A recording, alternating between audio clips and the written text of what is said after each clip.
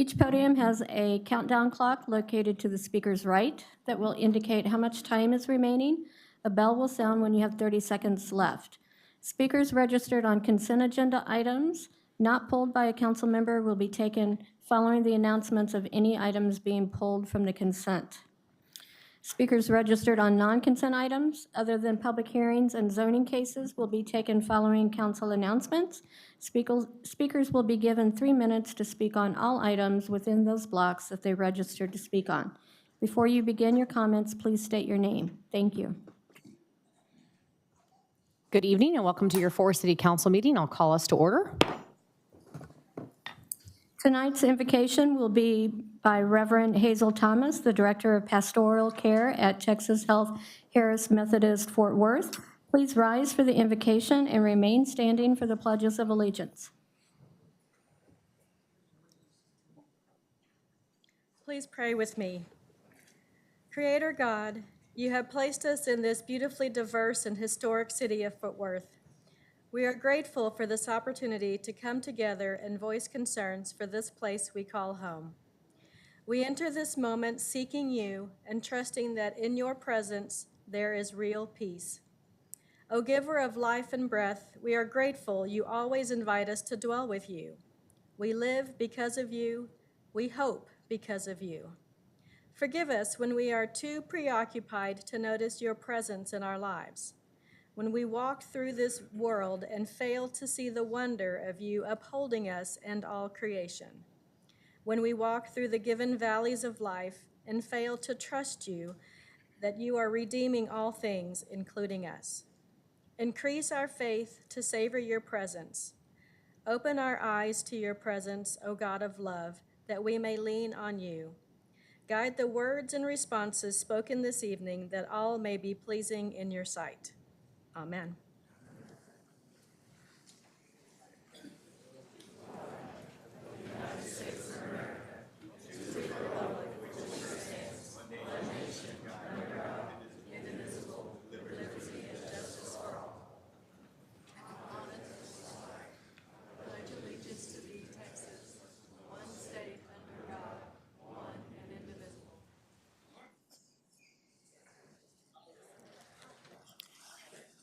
And Jeanette, before you continue, I wanted to do this. We usually, at times, will close a council meeting in honor of someone that may have passed in our community.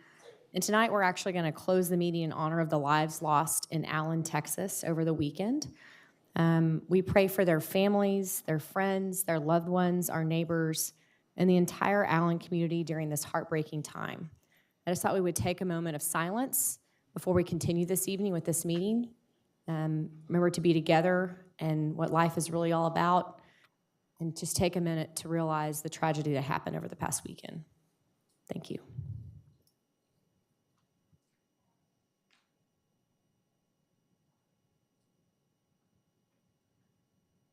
Thanks, Jeanette. Go ahead. Our first item of business will be special presentations, with the first one being a presentation of certificates of recognition for the O.D. Wyatt High School boys basketball team and baseball team. Councilmember Nettles, I think you're going to go down and honor these fine young gentlemen here.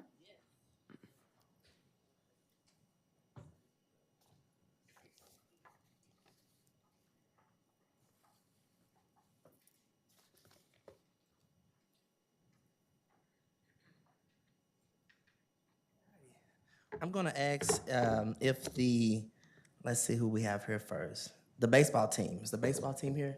Or is it just the football team? Basketball? Baseball and basketball. Okay. Why don't y'all come up? Both. So I won't look crazy. If you play a sport at O.D. Wyatt High School.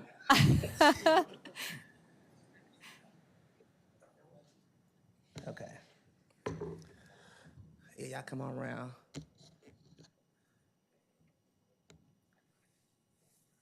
Yeah. We want to recognize these young men for doing a phenomenal job here in O.D. Wyatt in District 8. And so I want to read the certificate of recognition for our basketball team first. And so the certificate of recognition offers to Council District number 8. Whereas the hard work, dedication, and sportsmanship, talent, and exceptional team chemistry, the 2023 Oscar Dean ODY Fort Worth ISD District Champion basketball team has enabled these students athletes to earn its 6th straight district city championship. I think that deserves a round of applause.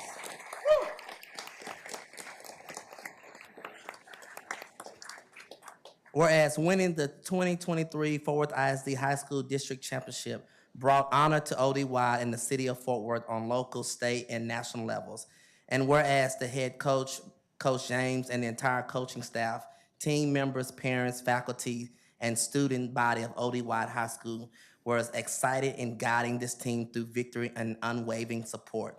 Now, therefore, our Councilman Chris Nettles, City of Fort Worth, and the entire mayor and city council recognize and heartily congratulate ODY for its 6th-time defending district championship basketball team on its outstanding accomplishment. And therefore, I witness and have undersigned, set my hand to cause affix to the great seal of the city of Fort Worth this 9th day of May 2023. Let's give these young men a round of applause.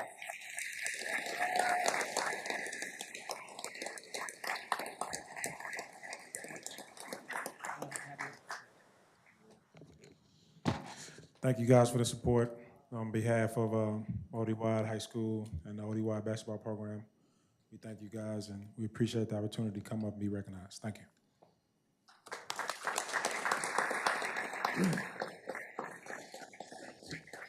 So they're not just good in basketball, they're also good in baseball. Is that the right one? All right. I mean, I just come up here and read. I don't even know. I'm just playing. No. So we want to congratulate the baseball team as well. So certificate of recognition, whereas the hard work, dedication, sportsmanship, talent, and exceptional team chemistry of 2023 ODY High School baseball team has enabled these students, athletes to bring pride to their community through pure grit and determination. And whereas stand out like Mr. Lang Jr. and the exceptional talent of ODY baseball team brought honor to the city of Fort Worth on its local, state, and national levels. Here as Coach Germany. Yes, sir. All right, Coach Germany and the entire coaching staff, team members and parents, faculty, students, and body of ODY High School, guided through team victory and unwavering support. And there fixed the city of Fort Worth, the mayor and council, fixed our hand to sign it on May 9th, 2023. Let's give it up for this baseball team as well.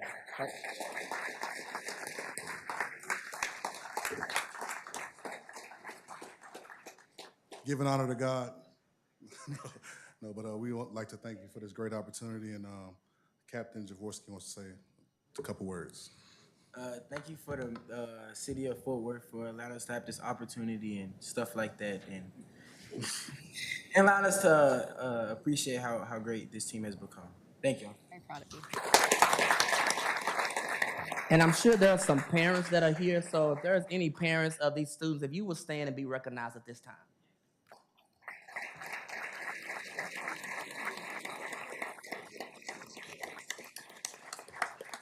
Thank you, Mayor and Council, for allowing us to recognize these gentlemen. These are our future and our today leaders. And so those that will, if you will come down and take a picture with us.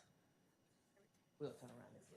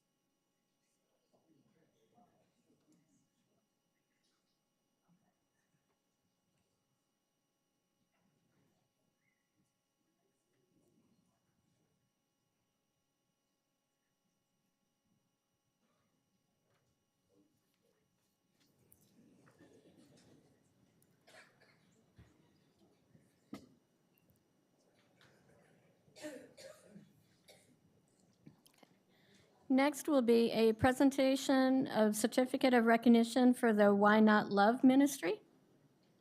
That's Councilmember Nettles as well.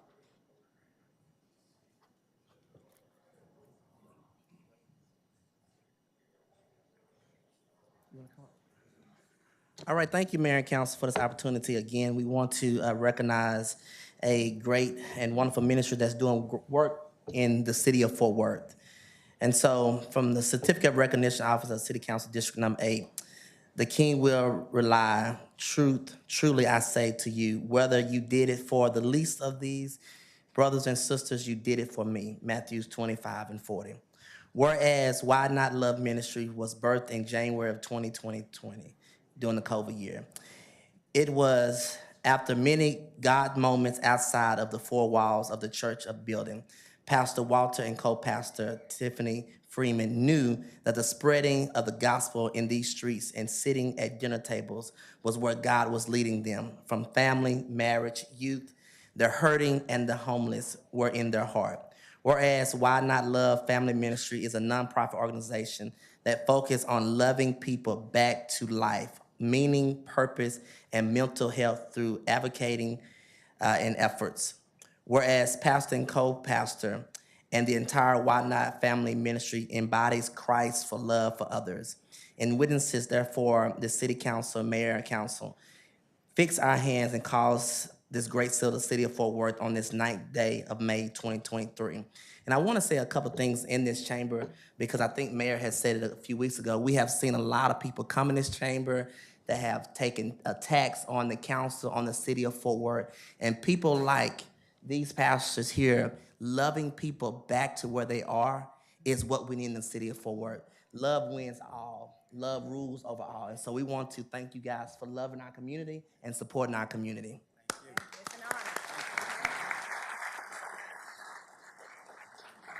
So I just want to say thank you for this opportunity. I'm born and raised in the DFW area. At the age of 17, I started serving the homeless. And I'm 42 years old, and I'm still doing that to this day. So part of the Presbyterian Night Shelter, so I'm just grateful for Why Not Love, having this opportunity to come and be a part of something of this magnitude. Of course, when we're serving, it's not for moments like this, but it feels good to know what we're doing is effective and purposeful. So we greatly appreciate the opportunity for the recognition and just look forward to what else we can do for the city of Fort Worth. Thank you. Thank you, Tiffany.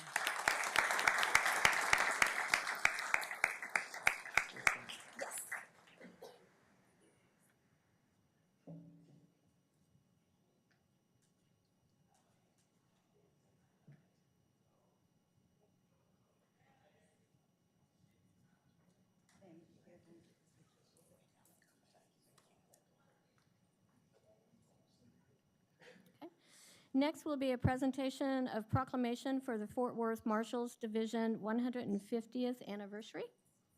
I'm going to come down the microphone, but if I could have William and Marshall Swift, whoever's coming down. Perfect, you're coming.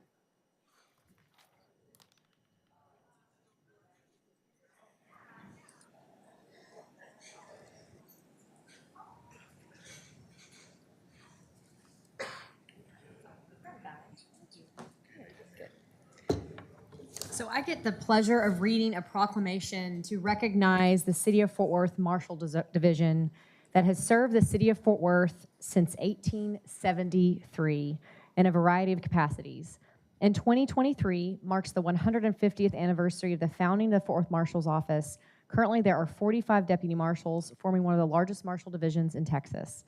And whereas Fort Worth deputy marshals apprehend fugitives, execute criminal processes, enforce the traffic code and protect the municipal judiciary and staff, patrol Lake Worth, and provide support to multiple city agencies and community outreach programs. And whereas Fort Worth deputy marshals are tasked with providing security for city council, the public safety building, and the Fort Worth Public Library, deputy marshals screen over 375,000 persons annually using the latest security techniques and devices to maintain safety and security. And whereas Fort Worth marshals are committed to hiring and maintaining a diverse workforce that is reflective of the communities that make up Fort Worth, the Marshal Division continues to find creative and innovative methods to build long-lasting community relationships and partnerships while providing a high level of customer service during encounters with the public. And whereas Fort Worth will celebrate May 16th through the 20th, 2023 at Marshal Appreciation Week In the city of Fort Worth, employees and residents appreciate the Marshall Division's work to execute their duties and professionalism every single day. And now, therefore, the city of Fort Worth does hereby recognize and proclaim May 9th, 2023, Fort Worth Marshall Division 150th anniversary. I think all of us on council and those that work in city staff all have a story of appreciation, individual or collective, on how important this department is to the city of Fort Worth, the men and women that serve the Marshals Division, utmost professionalism, and in a day and age when anything can happen, how fortunate we are to have each of you willing to wear a uniform and serve the city of Fort Worth. So Marshal Swift, thank you for all the work you're doing in the court division. To William, thank you very much for everyone. And I just realized there are more of you behind me now. That's excellent. I'm going to turn it over to whoever wants to speak. If you're up, Marshall. Yeah. Thank you, Mayor. Thank you, Council. I want to take the opportunity to bring your attention to the flyer that we snuck onto your desk. And it has our schedule, and there has some information about the Marshal's office here. And there's also a schedule in there for next Tuesday, when we'll be doing our celebration. We'll be doing award ceremony. We'll be doing, dedicating a memorial over there as well at the PSB. So we'd love to see you all there. We, of course, like we always do, will have food trucks out there all week for everyone to come and enjoy. So please come and take part of that. That's been a great thing that we've been able to do for the community, is getting them involved and having different people come out here and expose people to the many different tastes of Fort Worth, shall we say. So please take a second to look at that, and we'd love to see you. We've got a couple of awards we're giving away, including 2 life-saving awards. So we'd love to have you all there from 11:30 till noon on Tuesday. So with that, I want to thank the mayor, I want to thank council and the city manager's office for their continued support in what we do. And you make it possible for us to do the job we do. Thank you very much.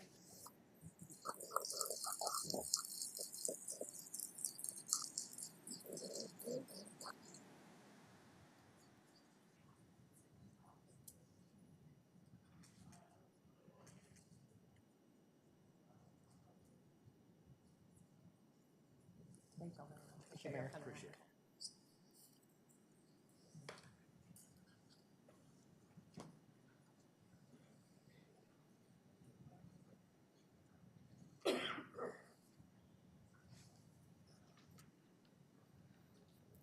And Mayor, I believe next will be a special presentation in honor of Councilmember Firestone. Okay, Leonard, welcome to your roast. Just kidding.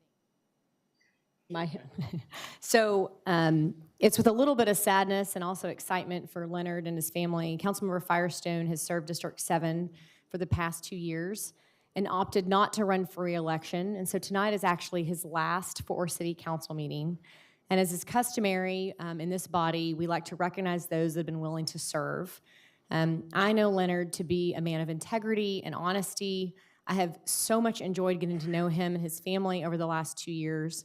The good news is he's not done serving the community. Many things that he's doing, including being a member of the JPS board, which is an incredibly important responsibility here across Tarrant County. So we're going to give him a beautiful gift, but I think it's very important that we give Leonard a moment on the floor tonight to talk about his service to the city of Fort Worth the past 2 years and just thank him for his service to this community. We're greater because of families like the Firestones. With that, Leonard, I'll give the microphone to you.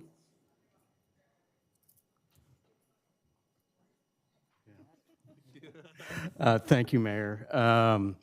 I greatly appreciate that, and thanks for this opportunity. And I want to mention Carrie Moon back there, who's honoring a tradition, apparently, I learned about the other day, of former council members coming back and enjoying other council members' last meeting. So thanks, Carrie, for being here. You know, it is hard to believe that 2 years has passed so quickly, but as I heard one politician say, the days are long, but the years are quick, and I certainly have a great appreciation for that now. But this is a nice opportunity to thank some people, which I want to do, so I do appreciate it, and I know time is important at council, so bear with me. But I'd first and foremost like to thank the citizens of District 7 for giving me the honor to represent them at council. And, you know, given that I had no political experience 2 years ago, I'm grateful that the voters decided to take a risk on me. For some, I have no doubt there was reservations of a whiskey guy getting into politics. For others, I suspect that that made perfect sense, really. So it has been a pleasure to get to know so many in the district and make so many new friends. It's just been wonderful, and I've thoroughly enjoyed navigating the issues that we face together. I tried my best to balance the interests of our neighborhoods, our developers, and our businesses. I hope I did it well, and where possible, I hope I helped improve upon the district and prepare it for the future. I do have to say a word about our mayor. Mayor, having the opportunity to serve with you will be one of the things I remember most from this experience. I'll remember it fondly because you are an extraordinary leader. And what I admire most is not your ability to get elected to become a leader, but it is your ability to inspire others as a natural leader. That is a powerful and God-given gift, and we're lucky to have you. I've truly enjoyed working with you, and thank you for giving me the opportunity to work on several important committees and help in areas of our economic development. I really do appreciate it. To my fellow council members, it's been a pleasure to serve with each of you. I've enjoyed getting to know all of you personally and professionally. I have the greatest respect for each of you as public servants and passionate champions for your constituents. Our policy perspectives have not always aligned, and we've had a few spirited debates that have left some bruises, particularly that time when Alan and I got into it, and he told me, and I'm going to quote, "Get in my belly." Do you remember that, Alan? I thought that was kind of aggressive, but an interesting tactic, big guy, little guy joke, so thank you, Alan. But that discourse is essential. It's essential in what we went through and what we do weekly, and it comes with the territory and is what our constituents really hired us to do. And I must say that I am so proud of what I'm so proud of is in the vast majority of the time, we agreed on what was best for the city over any self-interest. I think that is one thing that makes our city governance and our community unique. We inherently want to do what's best for all, and we'll tirelessly work to achieve that goal together. I think that's just an incredible thing. So I walk away with an enormous learning. I have an enlightened perspective on the vital role our city staff has in making our city work day in and day out. It's an enormous and underappreciated task. It's often more complicated than it appears, and I want to thank David Cook and our assistant city managers, the department heads, and all our staff members for their dedication to make this city the best in the country. I have found you all to be patient public professionals, and it has been a pleasure to work with you, and thank you for your commitment to our city. I also want to recognize Chief Noakes, who I see in the back, and Chief Davis. I'm not sure if he's here, but without the security and safety our police and fire departments provide, we would simply not have a city to live in. It has been an honor to get to know both of you and many folks in your departments, and I can't express enough my admiration and respect for all of you who live the life of service before self. That is an incredible credo. I want to thank everyone that puts their life on the line and thank their families as well for their service to our community. Thank you, Chief. As I alluded to, becoming a city councilman was unfamiliar territory for me. It was a bit disorienting at the start, to be sure, and there was only one person that made it right, and that was Sammy Roop, who's over there. Sammy.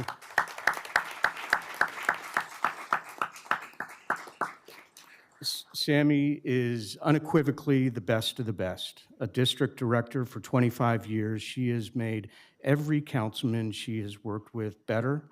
She has made District 7 better, and she has made our city better because of her commitment and compassion for every citizen.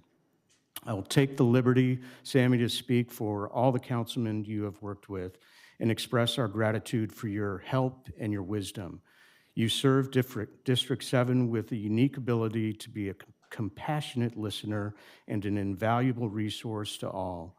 You are always available, you're quick to get an answer, and you pay attention to the details. But most importantly, you have everyone's respect. Thank you for all you do.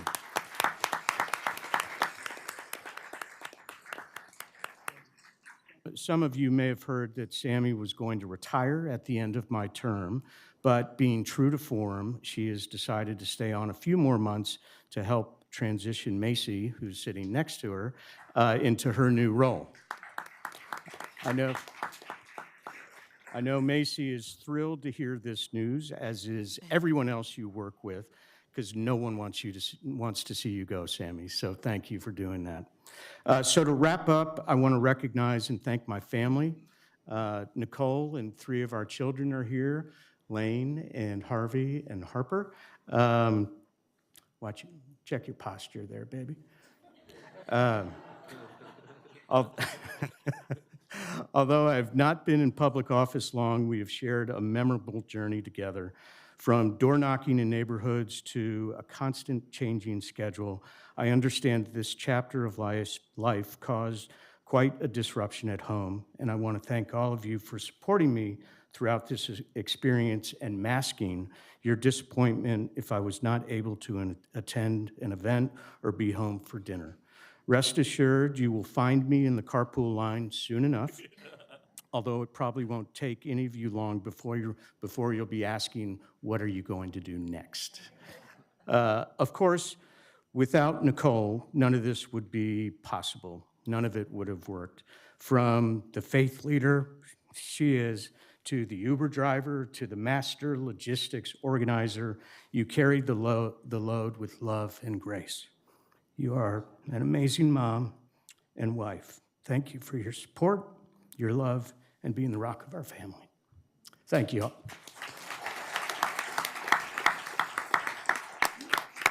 Almost made it.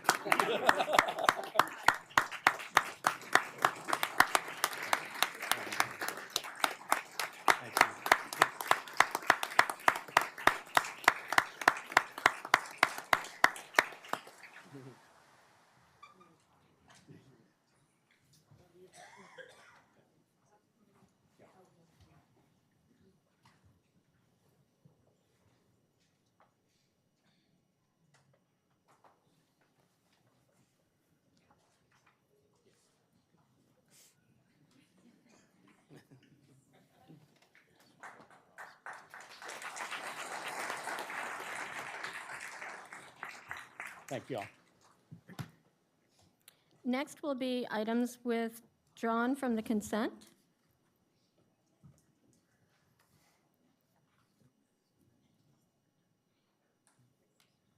There we go. We have 2 items to withdraw from the consent agenda. The first one is M&C 23-0360.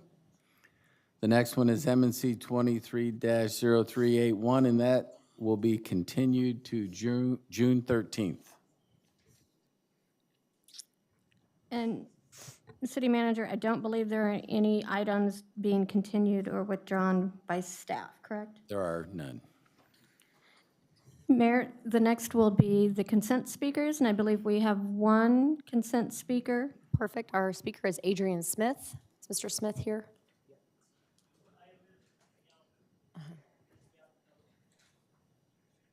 What's that? Come on, you go ahead. You got 3 minutes.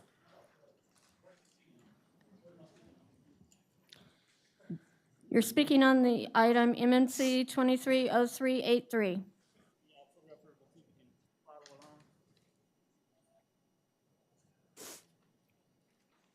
For those who have printouts, page 8 of 14, item 16.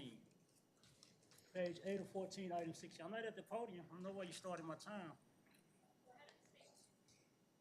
Time has started, Adrian. Please go ahead and continue. Thank you. I'll play the game. Adrian Smith. Okay. So item MMC 23083. I stand not in total opposition because of the fact that it is set to bring about change for the homeless of our community. So I'm a big advocate of the homeless. However, Mr. Crane, you are a developer.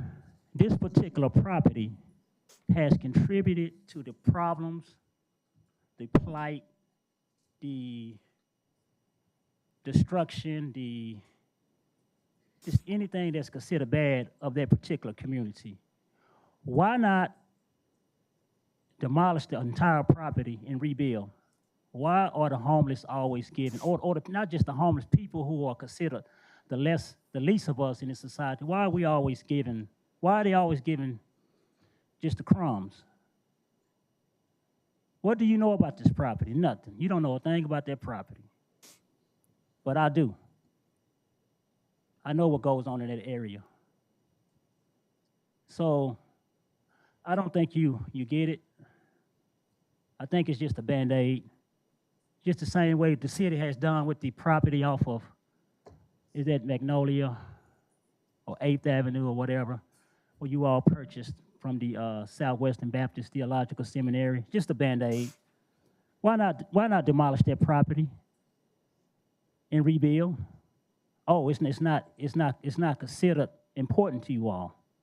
But that new city hall that we have yet to move in, that you all have spent millions upon millions of dollars of taxpayer money on, and now we're in litigation about it. What? But it's all good. We played your game. We're going to continue to play your game, I guess, for the next 2 years. But I want you all to be mindful of one thing. We did just come out of an election. But guess what? The people still have the power, and I represent the people. And one thing that you all failed to, no, I'm not going to say you failed, but I want to put one thing on your mind, the power of recall. So we do still have the power of recall working on our side. Please put things back the way they were in this City Hall chamber. 2025. Here's Jeanette. Yes. Next will be approval of the consent agenda as amended. Move to approve. Got a motion and a second. Council, any other discussion? Please vote. Motion carries. Next will be MNC 230360. And Mayor, we have 3 speakers. Thank you, Jeanette. Our first speaker is Bob Willoughby, followed by Amy Nguyen. Is Bob here? Okay. Someone can check for Bob outside if they don't mind. Marshals, can you check for Bob Willoughby outside? We'll go to Amy Nguyen. Oh, here it comes. There.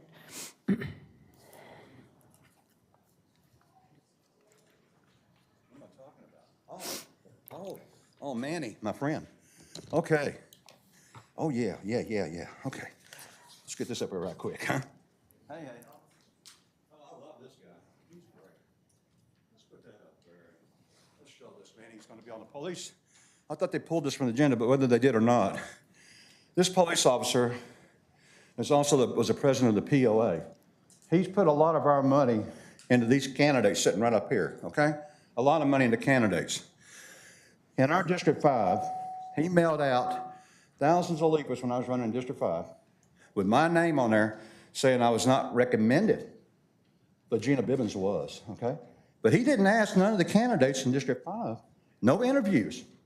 And I'll tell you what's wrong with our city. We have got to get the POA to stop buying candidates. If they take all that hundreds of thousands of dollars they give the candidates and put it into voter education, and get people to know who they're voting for. And we get our right back to speak on this agenda again.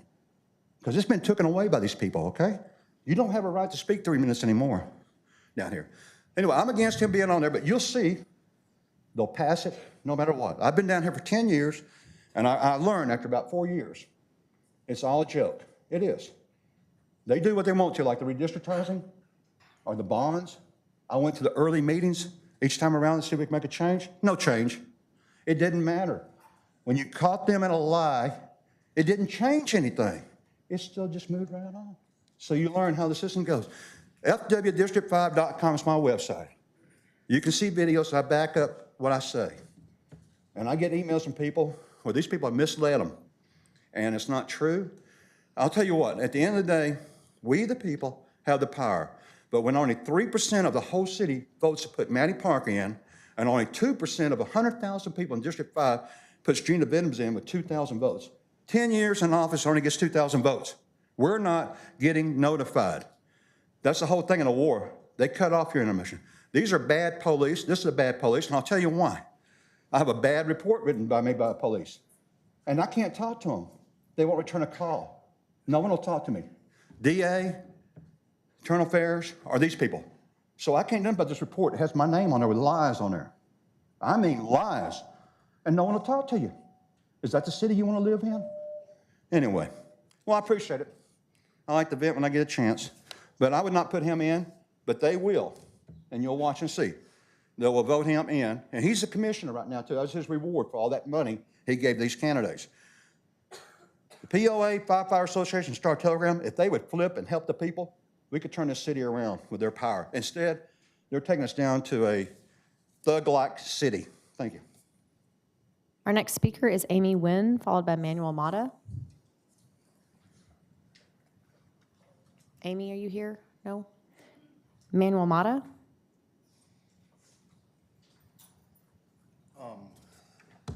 My name is Manuel Mata. I'm from Fort Worth, Texas, and I'm against this for 2 reasons. One, when I read it, it said resigned. Now, I have an issue with resigned, right? Because there is Officer Pritzker, Aaron Dean, John Romer, Courtney Johnson, AKA Corey Johnson, were all allowed to resign from the Fort Worth Police Department, right? Now, this is an issue I have with, because if they're forced to resign, right, and it's 2 ways, because he did something wrong and they give him the opportunity to resign before they get in trouble or indicted, right? Or he had to resign to be on Commissioner's Court. So if anyone wants to clear that up for me, so I could understand it, and maybe people will understand why that's not an issue for any of y'all, why this is even considered. Like, he has enough problems, he has enough issues to deal with in Commissioner's Court. Why would the chief of police need him? That's my question, right? And the other one is like, they already gave over $267 million to police officers this city. $267 million. And y'all stated that the crime went down 13%, then 10%. Which one is it? Which one is it? Because from what I understand, it's not even close to that. You know, so y'all can get up here and spit, you know, stuff that's not true, you know, because no one can tell y'all anything, right?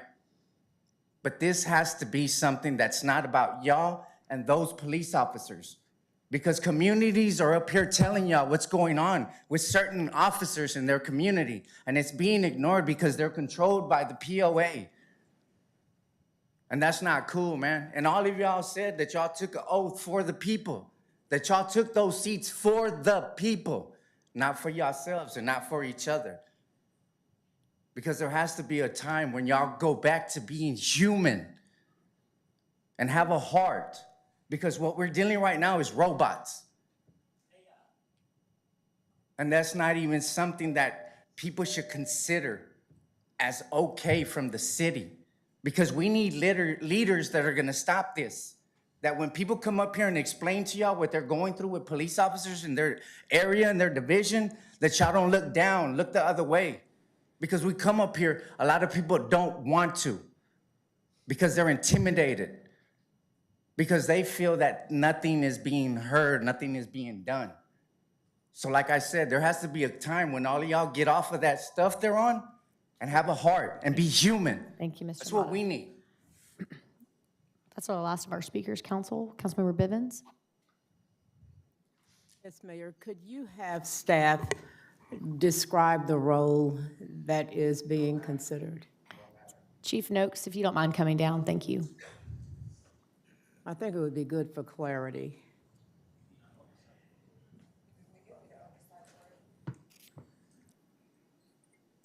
Mayor and Council, thank you so much for allowing me the opportunity to come up and speak about this. So reserve officers are officers who leave in good standing with the Fort Worth Police Department, who decide, although they may have resigned or retired as full-time officers with the Fort Worth Police Department, that they still want to serve.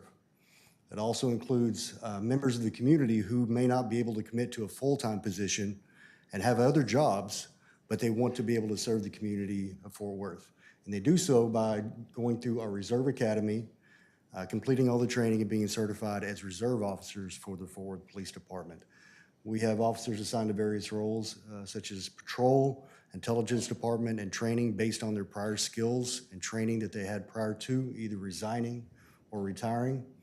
We've had great success, and really in a time when law enforcement agencies across the country are struggling to fill positions, when we have good qualified people who want to serve and want to do the job for free, quite frankly, we take advantage of that opportunity. I was going to ask you about pay. There is no pay. They're not compensated with any kind of pay. They also don't accrue any kind of benefits or retirement. All that is taken care of before they separate from the city. Thank you. Yes, ma'am. Any other questions for Chief Noakes, Council? Go ahead. Councilmember Nettles? Adrian, you can't speak from the audience. Thank you. Disability would give him the work off duty, is that correct? I'm sorry, say that again? Would this ability give him the opportunity to work off duty? Not for money. Not for money. Thank you. Any other questions, Council? Councilmember Williams? Yes, thank you, Mayor, and thank you, Chief, for that explanation.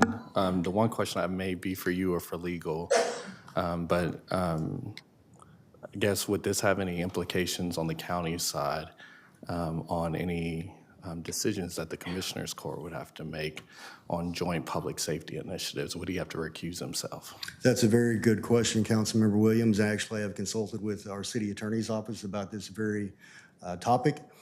As far as any conflict of interest on the county side, that would be up to their legal representatives to determine, but I've been assured that there are no conflicts of interest for the city of Fort Worth. Thank you for that. And Leanne, feel free to chime in.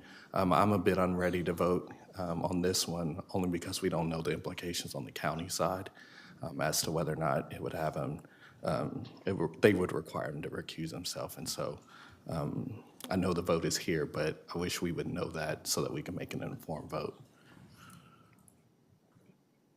I'll just affirm what Chief said. That's correct. There's no conflict on our side, and we're not sure of the conversations on the county side. Thank you.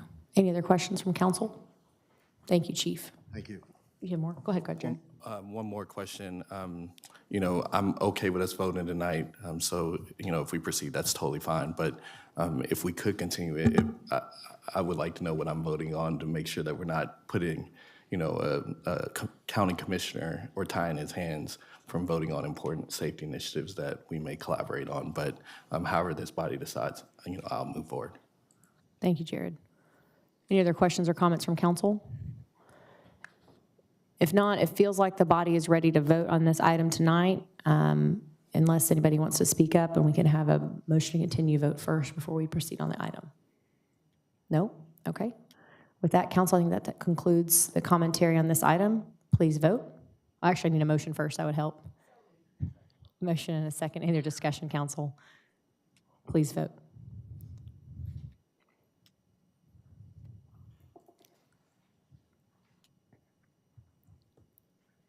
Motion passes.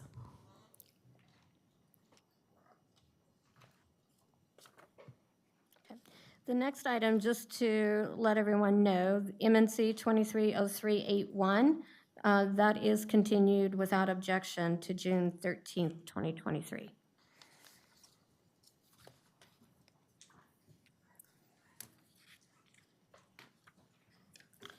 The next item will be announcements, by council of upcoming and recent event, recognition of citizens, and approval of ceremonial travel if needed. Perfect. Any council presentations? I didn't see a note in here, so I'm running blind a little bit. No. Carlos, do you have a presentation? No. I wasn't joking. Sorry, I really meant that sincerely. Okay, very well. With that, we'll just move to my ceremonial travel. I'm requesting ceremonial travel to attend the Qatar Economic Forum powered by Bloomberg, which is a delegation of U.S. mayors on May 23rd through 25th, 2023, that all expenses are paid by Bloomberg. And out of abundance of caution, I thought it would be best to ask for ceremonial travel on this item. And with that, council, I'd like a motion and a second. Motion and a second. Please vote. Go ahead. Yeah, go ahead, Leonard. Okay. Thank you. Vote. Thank you. I'll let you know how 15 hours on a flight is each way over a 4-day period. We'll see how I feel when I get back. Councilmember Firestone. Yes, just one announcement. On Friday, I was honored to assist, and I don't know if, do we have any slides at all? Okay. Okay. I was honored to assist in welcoming the Fort Worth Nature Center and Refuge into the Old Growth Forest Network. Sarah Adlew, Executive Director of the Old Growth Forest Network in Atlanta, came to Fort Worth to recognize the Nature Center. The Nature Center's recognized forest will be the first forest in Texas to be included in the network, which celebrates the protection of old-growth virgin forests in the country. I'd like to call Rob Denkus, the Nature Center manager, and Marty Leonard forward, if you would. Marty, of course, is a longtime supporter of the Nature Center, and just if you could explain the magnitude of this event, we'd appreciate it.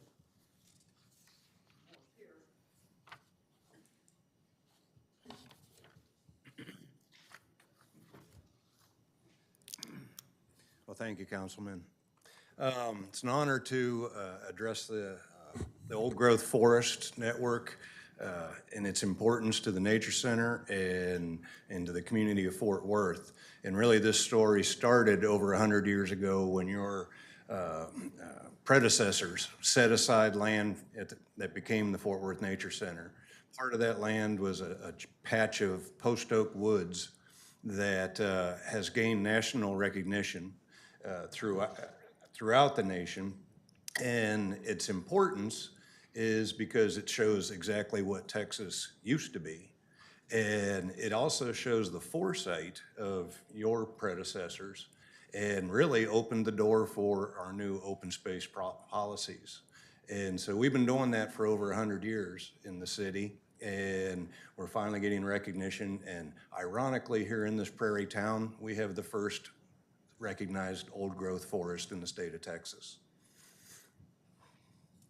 Thank you, Mayor and councilmen and women, both newly elected and re-elected, and some of those that are already gone, almost. Leonard, not quite. Some others. I'd just like to add just a little bit to the importance of the Nature Center. I don't know how many people here have ever been to the Nature Center, but if you haven't, you should. It's a special place, and it belongs to the city of Fort Worth. You all make it possible, and we're most appreciative of all the people that have had a lot to do with it. And this, I don't want you to think when they call that old growth forest that has anything to do with me.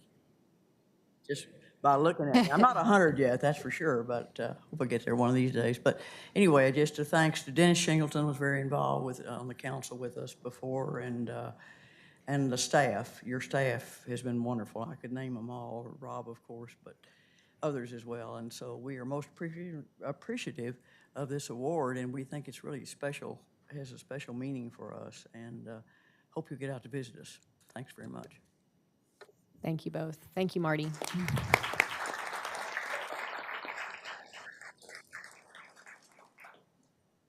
We're back on council presentations. I got us out of order. My apologies. Next, we'll move to Dr. Jared Williams and then to Councilmember Nettles and Beck. Sorry, Jared, go ahead.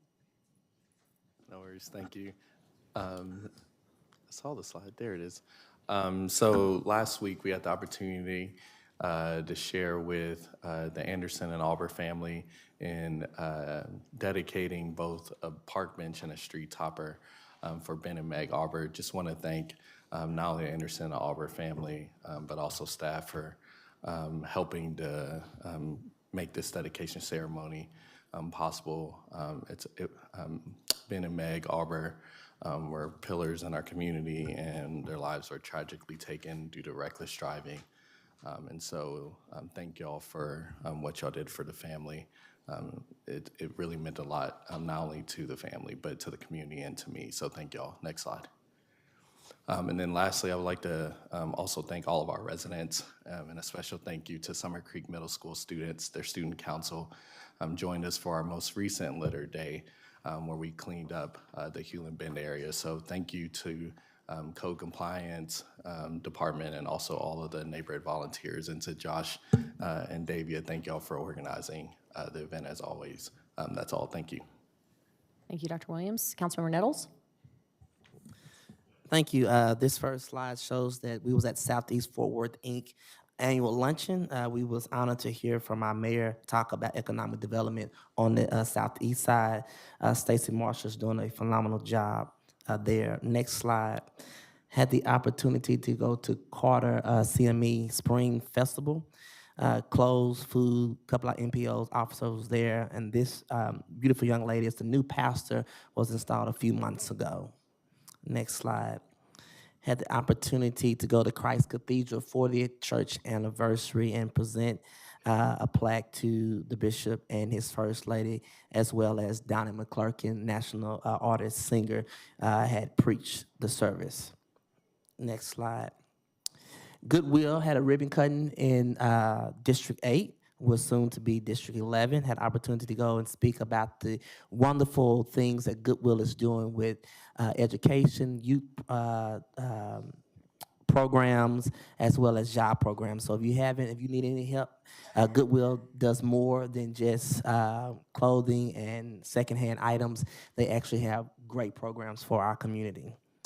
I believe the next slide is going to be DeVoy Jennings Business Assistance Center, the unveiling. It was a phenomenal event. It was with the Black Chamber and Robert Stearns, who helped put on this event to honor the late DeVoy Jennings and his hard work for the city of Fort Worth and the Black Chamber for many, many years. The next few slides are going to be announcements. Mother's Day mammogram event is going to be Saturday, May the 13th, 23. From 9 to 3, the address is located there. You can also contact our office for other information. The next slide is going to be Mental Wellness Community Expo. And so it's from 11 to 1 on May the 13th as well. And then the next slide is going to be I Want Forgiveness and Community Continue to Climb for Reentry Job Resource. The next two slides. And so please govern yourselves accordingly, as the church announcement lady would say. Thank you. Councilmember Beck. So last weekend, we had the grand opening of Fire Station Skate Park. Over 1,000 people showed up. Richard Zavala did not cut the ribbon on a skateboard, I'm sorry to report, but otherwise it was an amazing event, and I would encourage all of you to take a drive down Hemp Hill to check out this really great amenity that the city has built. And if you don't know how to skate and you're interested in skating Mayor, you can sign up for lessons at Fire Station Community Center. So all of your children or people that are children at heart, I'd encourage you to take advantage of that really unique opportunity as well. Next slide. It is the 40th anniversary of the Fairmount Tour of Historic Homes. It's Mother's Day weekend. I would encourage you to grab your mom, grab brunch, and then go tour some really fabulous restored craftsmen's homes in Fairmount. Next slide. It is near Southside Centric today. Friday on the Green is back. And so I hope that you will all take some time to enjoy this beautiful weather and a couple cool bands and some local artists and food vendors. Next slide. I want to make sure that everybody knows Saturday, May 27th, we will be having the Fort Worth Carry the Load rally. It will start at TCU's Amen G. Carter Stadium, and participants will walk to the Police and Fire Memorial, and we'll have some activities and fellowship opportunities when that is over. So I'd like to invite everyone here and everyone listening to participate in what is a really worthwhile event, and that is all I've got Did I govern myself accordingly? Okay. Thank you, Councilmember Beck. I think that's the last of our council presentations. Next will be speakers on the non-consent items, and Mayor, I believe we have one. Bob Willoughby is our speaker.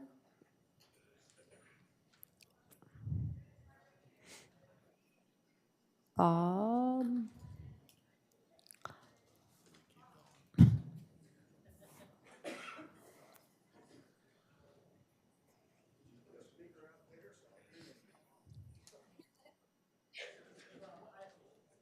I don't know. What item is it? It says, what are we speaking on? You're speaking on 230364. Oh, gee, see, since they changed this around where they don't match us up, you don't know what you're talking about. I mean, this is another stupid thing. I've never seen anything like, what number was that? I'm sorry, MC what? 230364, Bob. 2364. Okay, I'll get through here before 3 minutes anyway. I'm trying to find out. Can you give me a little hint of what it's about there? It doesn't say much on there. I think you're against a community-oriented policing grant. Is this adding 11 more police officers? Is that one? Yes, sir. Oh, it's that one, adding 11 more. They're gonna add 11 more sleep peaceful at night, 11 more on the way. God, I feel good. You know, we're over 1,000 police officers short. You know that? Okay, well, and you know why that is? That's because of us. Us. We let them do what they want, and they're gonna do it. I met with Maddie, got a half-hour meeting with her, okay? She ran on transparency. Couldn't record the meeting. It's worthless, you know? But I offered, well, anyway, we're gonna get off track, and I'm gonna get in trouble, so I better stay on track, okay? You know, we used to have 3 minutes to talk we want to. I'm sorry, I get off track. But anyway, this is about the extra police officers. Okay, here we go again. We're adding a little more. That will not replace half of the, not even a fraction of officers that need to be fired and removed from this place right now. Chief Police Neil Noakes, he runs. I've got him on camera, fwdistrict5.com. Watch him run out of the building. Now, when a police officer writes a bad report about you, Bob, can we stick to this item? It's about Any these 11 issues officers, you isn't have it? about the grant that we were receiving from the okay. U.S. Well, government? what are you doing with our money? Why do we have to get grants to hire police and only 11? You better get a bigger grant than that, okay? I mean, 11 is not a drop in the button here. But nevertheless, I guess one of the things on the top of here is we should have enough funds. Maybe if you didn't spend $500,000 to outside attorneys to keep a police officer, good one, from coming back. Chief Fitzgerald was fired for whistleblowing. We're not going there. This is the item at hand.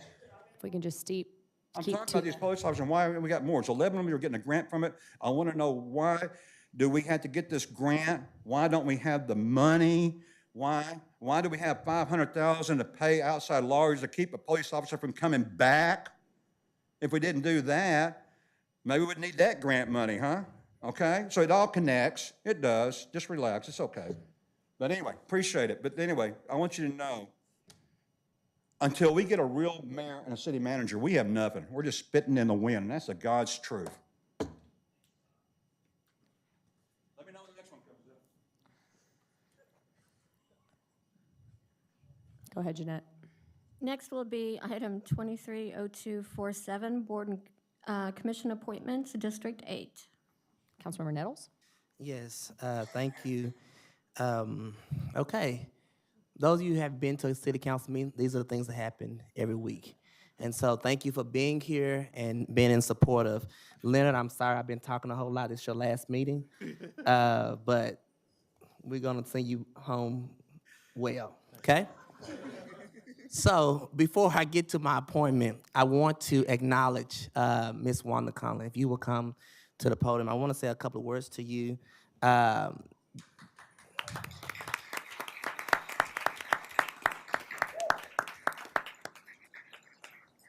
I'll come down in just a second, but I want to say this on the dais. Ms. Wanda Conlon has served this community so well with integrity and dignity and honor. And so, although we're appointing a new zoning commission, I wanted to make sure that we showed you the love that you strongly deserve. I remember on Sunday, the very day after the election, I got a call, and during the election season, you answer unavailable calls, numbers that you don't have saved, because you just never know if you can get a vote. And I answered that phone. I was sitting in my church office, and this little sweet voice said, "Hi, Councilmember-elect. This is Wanda Connolly." And I was just shocked and surprised. And she said, "Whatever you need me to do to help your transition, I would do that. If you want to fire me, but I still will help you." And so I decided to keep Ms. Wanda Connolly on, and it has been a phenomenal 2 years. She has supported communities. She has protected communities. She has helped East Lancaster, helped bring Ruby Carey Library here, and the list goes on and on. So publicly, I want to honor you and show you love and respect today. So those that can.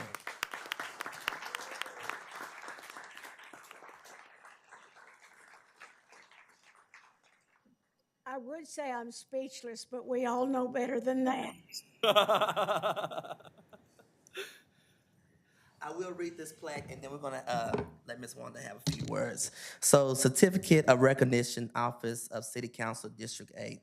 The City of Fort Worth hereby recognizes Wanda Connolly for her 22 years of unwavering service to the City of Fort Worth. Wanda Connolly first started her loyal service to the City of Fort Worth in 1993 on the City Plan Zoning Commission, the City Plan Commission, representing District 8 for 9 years. Out of those 9 years, she took 7 years of those and stepped into the chair of the City Planning Commission. After being briefed, Wanda also joined the Zoning Commission in 2002, serving off and on until her retirement. I don't really know if she's really retiring, but we're gonna say it today. To her retirement of April 2023. Over the course of Wanda's tenure, she served Fort Worth for 22 years under 5 mayors and 4 city council members. Wanda's contribute to our city has been invaluable. It has been wonderful, and her work is dedication help improve the quality both for District 8 and the city of Fort Worth. So this certificate is presented to you, Ms. Wanda Connolly. Thank you for everything.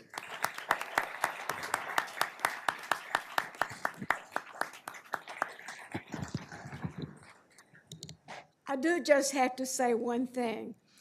When I was first asked to serve that many years ago, I didn't know that was how many years it was, but I had a goal.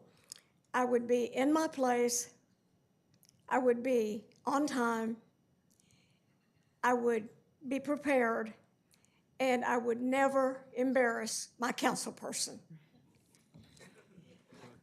I think maybe I did that.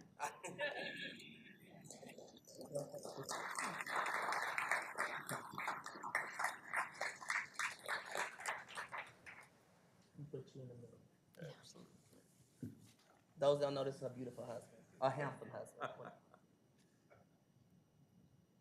All right, thank you so much.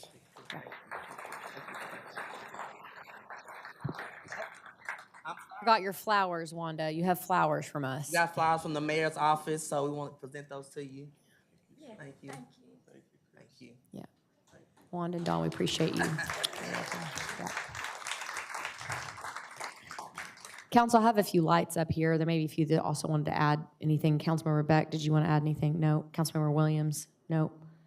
Councilmember Bivens, go ahead, please, Mayor Pro Tem. Absolutely, I do.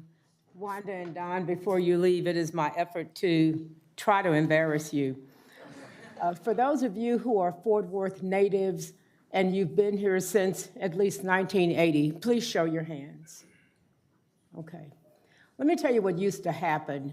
Districts 4, 5, and 8, led by Kathleen Hicks at one point, then Kelly, now the Reverend. District 4, led by Danny Scarth, until, and Kerry came here just for the photo op, now he's gone, and now Alan and Councilman Frank Moss, for me. There was a coalition of East Side leaders, and you hear a lot about the East Lancaster corridor now. Well, that really started with what's called VEI, VEL, Vision East Lancaster. I'm dyslexic today. And it was started because those 3 council districts got together on a regular basis and charted out plans for what they wanted the East Side to look like. Because if you know about the East Side, we have a complex. We feel like everybody is against us, and we don't care because we fight. But Vision East Lancaster is how things got started, and they've evolved today. But Wanda you will go down in history because those of us who have been around, we know how this all started. And so you are to be commended. I remember the Meadowbrook Shopper. We had an East Side newspaper. It really was just for shopping tips, but it evolved into news, and it continues today online. So what you've done for this city is phenomenal. Your service is phenomenal. And what I will tell you is just because you are no longer in District 8 doesn't mean you may not get a phone call. Because time Chris got elected, we called you and said, you got to keep Wanda Conklin. You can't have anybody in zoning who knows nothing. And so thank you for your service. Thank you for just being a friend, and thank you for speaking at every District 5 leadership meeting that we asked you to come. Thank you so very much. God bless you.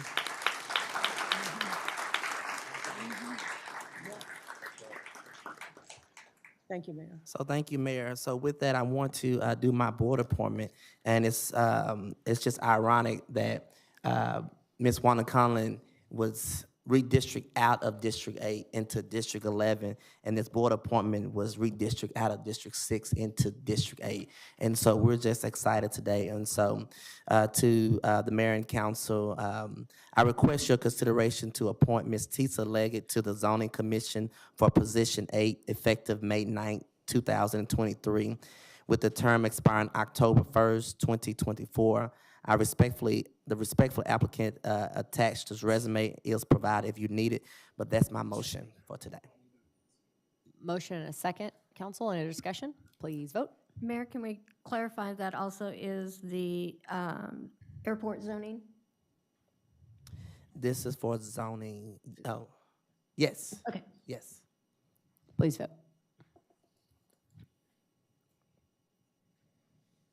Motion carries.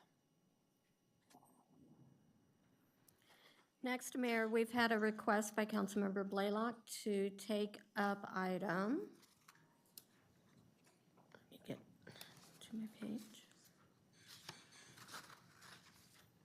MNC 230347, next. Okay, and it's to my knowledge, we do not have speakers, correct? Correct. Great. Councilmember Blaylock. Thank you, Mayor. So I'd like to briefly invite Joel McElhaney of Parks and Recreation Department and the residents of Sunset Hills to the podium. I believe they're here. No?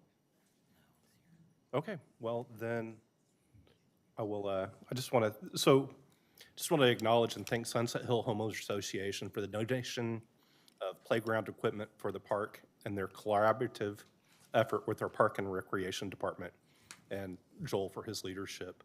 The Sunset Hills HOA donated approximately $60,000 to the city for this park.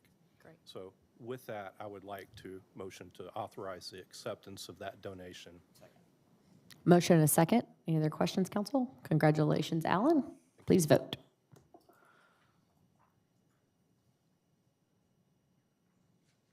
I think Chris got up. Motion carries.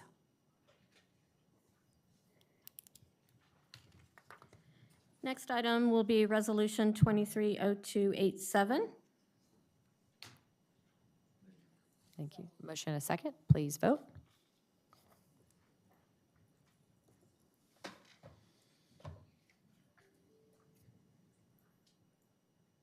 Motion carries.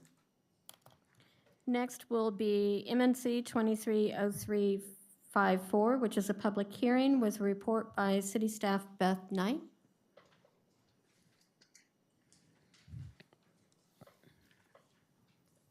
Good evening, mayors, members of the council. My name is Beth Knight, Senior Planner with the Development Services Department. The item before you tonight is a request for a distance waiver for a future grocery store to sell alcohol. They are slightly less than 200 feet away from a school where they are required to be 300 feet. The site is on a lot that is irregularly shaped, and the shape of the lot is triggering the requirement. We have received a letter from the Eagle Mountain Saginaw ISD that is in general support of the Sprouts grocery store, but their letter does not specifically say whether they are in support or opposition of the alcohol distance waiver. I am here if you have any other questions. Thank you. Any questions for Beth? Councilmember Firestone. Mayor, we have one speaker. I'm sorry. I believe you. It's Tim Mondello. Is Tim here? Apologies, Tim.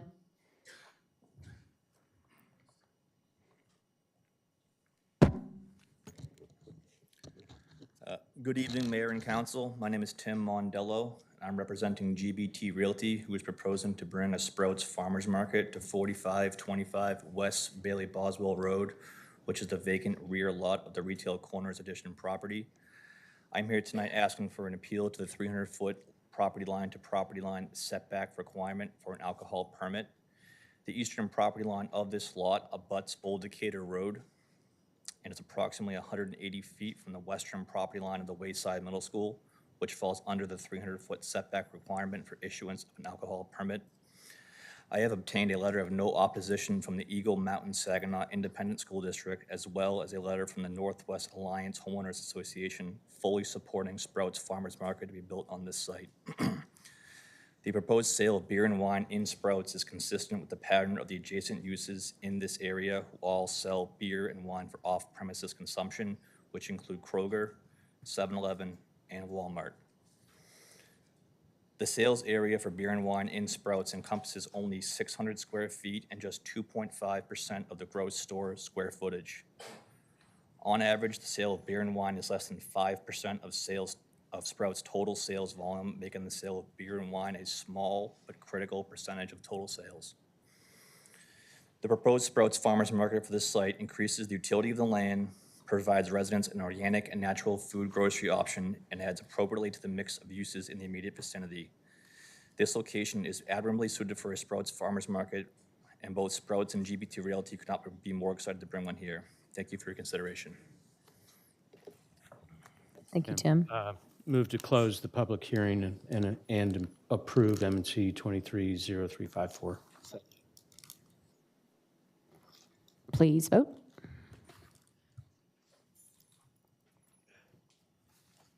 Motion carries. Next item is ZC-22-156. And Councilmember Crane, we have one speaker, Preston Pittman. Actually, I don't think they're here. Mayor, I'm going to move to continue this to the June 13th council meeting. Okay, got a motion? Motion and a second, council, please vote.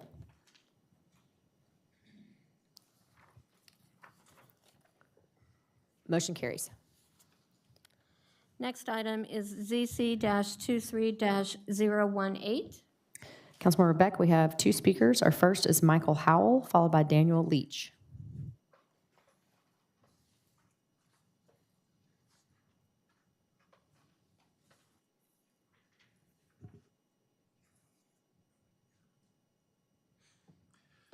Good evening. Thank you. Can y'all hear me? Yes, sir. Okay, great. Thank you for your appointments to the Zoning Commission. They're very informative. They do great work. Please renew their appointments whenever you get a chance. My opposition is out-of-state investor who has a daughter going to TCU, wants to put up a triple-story, two-sided duplex on a single-family lot. Our neighborhood has pushed hard for the safety of everybody that goes to TCU, Pascal, Lily B, and McLean. We pride ourselves on keeping a balanced, well-balanced between business, single-family, and duplexes. We're being overrun by developers who are offering $200,000-$300,000 more than what a single family can afford. I'm going on year 30 in the neighborhood. I enjoy the neighborhood, and I want to keep the single family inventory in the city of Fort Worth so families can move in like my family did and have the opportunity to have a great education, a safe neighborhood, well-balanced with all different kinds of people. I welcome the gentleman from Tennessee and his daughter. I do not oppose that. The house that's on the lot now has been remodeled, much better than my 1946. I'm still with the floor furnace and the windows from 1946. So I think that 3 years at TCU in a remodeled home will fit his daughter and her friends fine. So I will ask for, I believe it's called opposition with prejudice against any further discussion. I'll turn it over to Sue. Thank you, Mr. Howell. Our next speaker is Daniel Leach.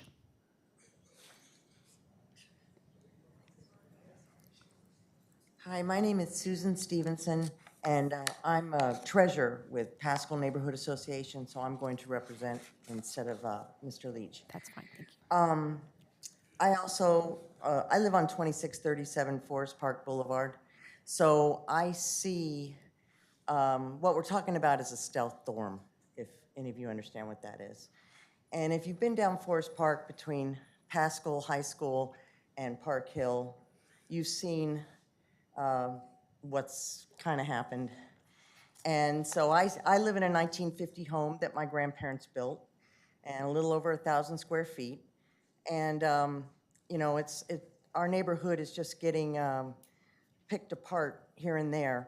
So I know the zoning commission decided to vote against the stealth dorm, and I'm hoping you decide to also vote how the zoning commission voted. Thank you. Thank you. Councilwoman Rebeck, that's the last of our speakers. Move to deny with prejudice. Motion and a second. Any other discussion, council? Please vote. Motion carries. Next item is ZC-23-026. No speakers on this item. Councilmember Flores / Firestone. Councilmember Flores, go ahead. Move to approve. Please vote.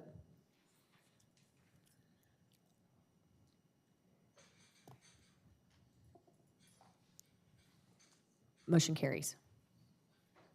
Next item is ZC-23-027. Councilmember Beck.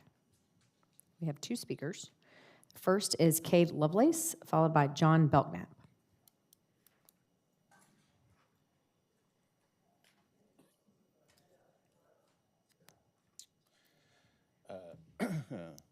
Mayor, members of the City Council, my name is Cade Lovelace. I'm here representing Ryan Place Improvement Association. We oppose this zoning request, and we ask that you confirm the denial that the zoning commission entered. This is a zoning request moving from A5 to E, and it's essentially a wing stop. They're asking to build on a residential lot or three residential lots. It's going to be placed squarely in A5 section zoning, and it's going to affect the neighbors to our south and to our east, to the east of the location. The Wingstop location will be open till 7 p.m. every night, 7 days a week, and we haven't gotten any concessions from them on those dates or times, and it will bother our neighbors quite a bit. Further, Wingstop representatives have told us that 90% of their business is carry out, so that's going to bring a lot of congestion to the streets, and it's a neighborhood street. So for those reasons, Ryan Place opposes the zoning change and asks that you confirm zoning commission's findings. Thank you. Thank you, Cade. Our next speaker is John Belknap.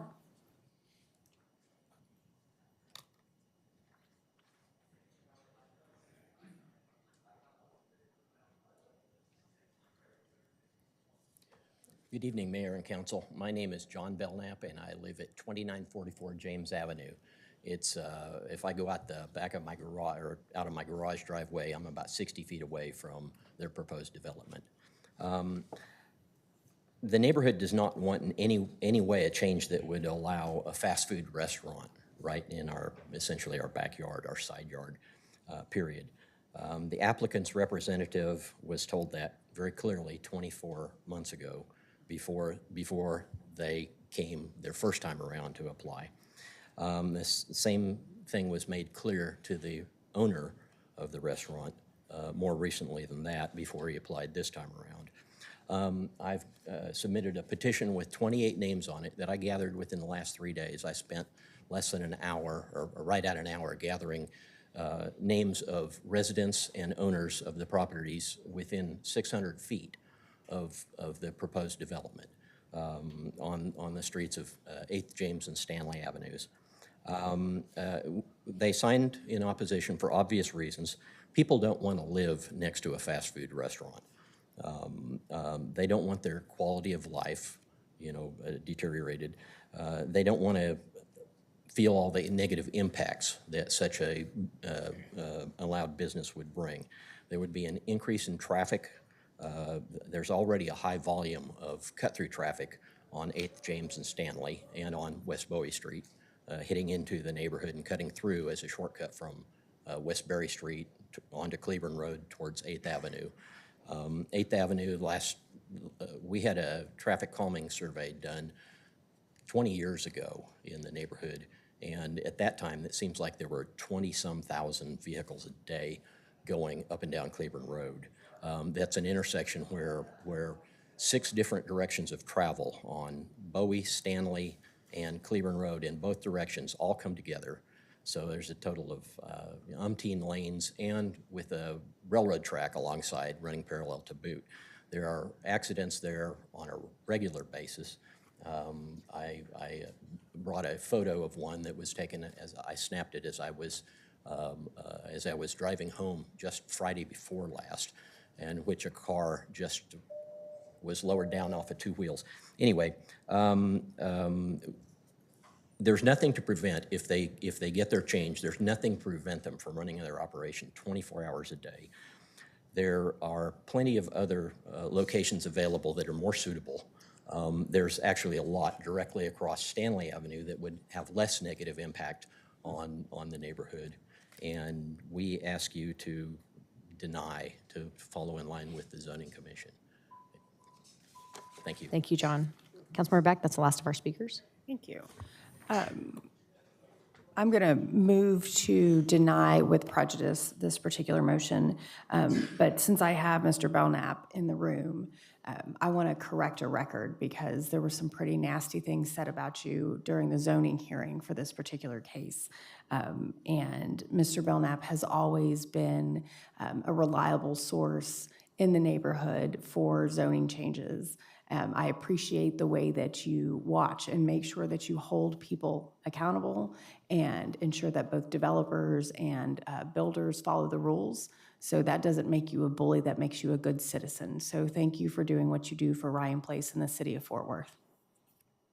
Motion and a second, council. Any other discussion? Please vote.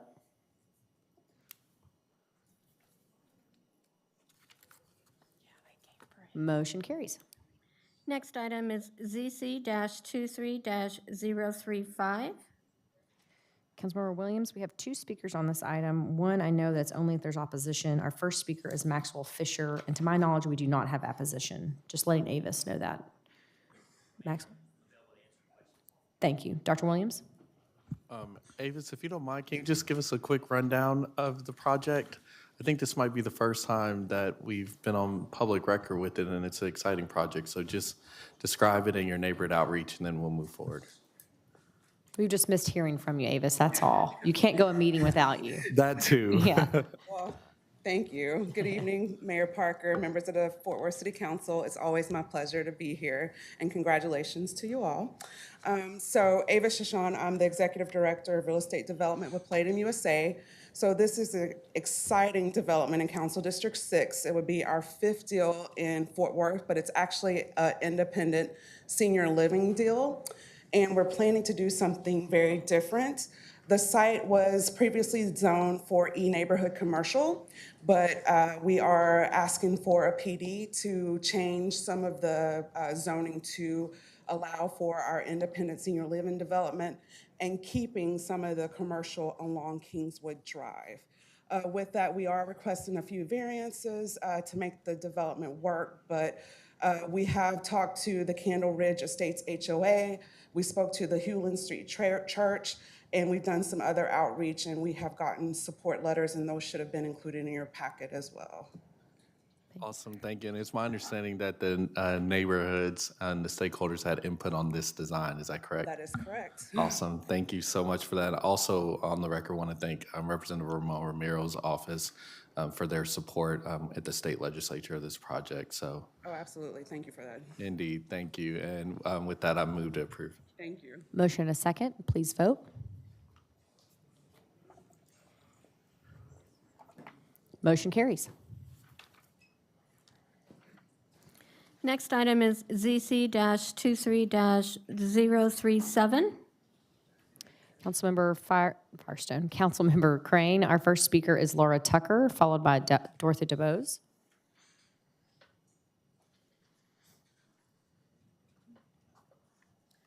Good evening. My name is Laura Tucker. I'm the owner of 5404 Wellesley Avenue. I'd like to start off by telling you all a little bit about myself.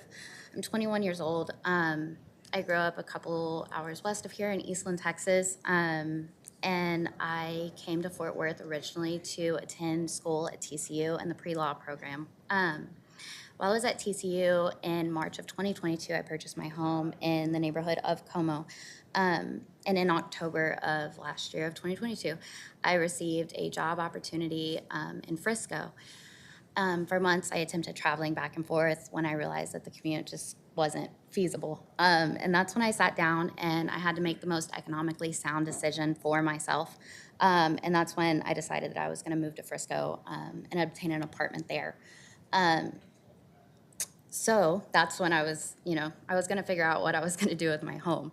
And I found that Fort Worth had come out with their application for the short-term rentals, which is why I'm here today. Last month at the hearing before the Zoning Commission, I went to the commission and I explained to them that I was attempting to utilize my home to help further gentrify the community. And I was let known at the hearing that my use of the term gentrification was offensive. And when you look in the Webster Dictionary, the term gentrification, it has nothing more to do with anything other than urban development and the economic wealth of communities, which I'm attempting to bring to Como, as it's been in a progressive state for years now, and it's only getting better.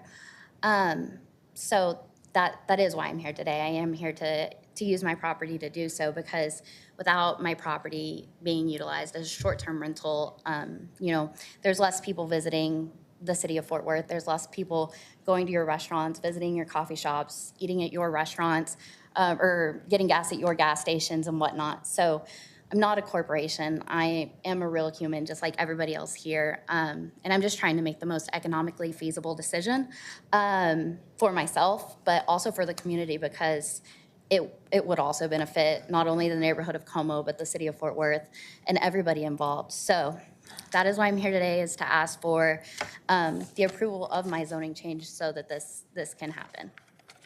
Thank you, Laura. Our next speaker is Dorothy DeBose.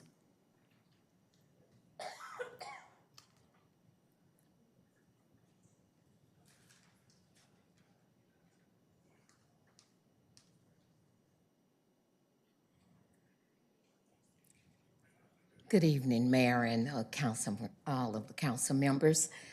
I'm Dorothy DeBose, and I live at 5713 Humbert House. I live in Como. I want to thank you for allowing me to speak.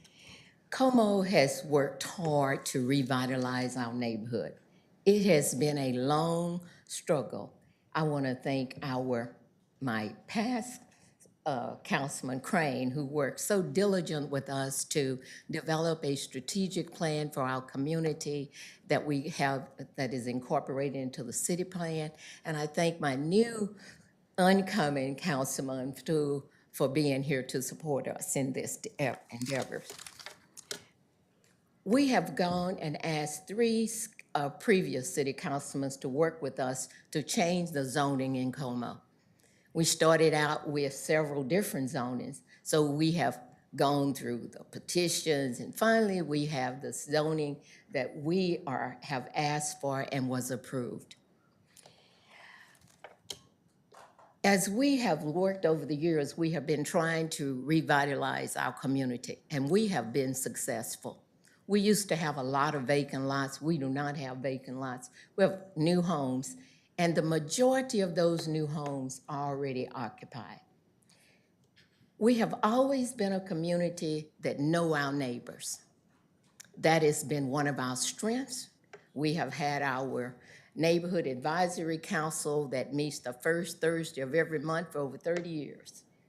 We ask folks to come if you want to do something in our community, come and talk to us, share what you would like to do. In this incident, in this situation, we have worked hard to get our community to be cohesive. We are no longer an all-Black community. We now are diverse, and we have included them. But our overall goal is still to know your neighbors. I do not believe that having folks coming in on the weekend and leaving is a benefit for my community. We are striving and continuously working to make sure that everybody in our community is involved and they know what's going on so they can help us keep our community safe and continue to grow and be beautiful. So I ask you tonight to deny this request and go along with the zoning board, okay? Thank you. Thank you, Dorothy. That's the last of our speakers. Councilmember Crane. Yeah, thanks, Mayor. Ms. Tucker, thanks for being here. I appreciate what you've done in the house that you purchased and what you wanted to do. And as we spoke on the phone about this case, I told you from that time that I would uphold the denial by the Zoning Commission. As Mr. Bose pointed out, there's been a lot of work gone on in Como, and I see some Como folks. Sandra's back there, see some other folks. Adrian's over there that lives in Como too. Thanks for y'all being here tonight. Unfortunately, the way we did, and we worked really hard, this council did, on the short-term rental ordinance. We worked, and ultimately what we came to the conclusion was to protect neighborhoods.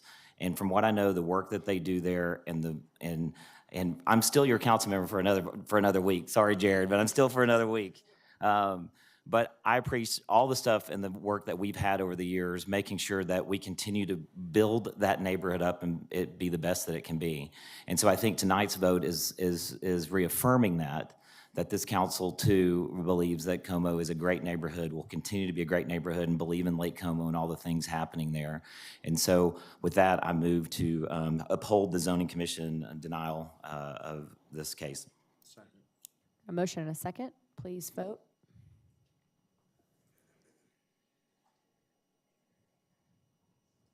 Motion carries. Next item is ZC-23-038. Our first speaker on this item, Councilmember Bivens, is Dan Hayes, followed by Devin Rhodes.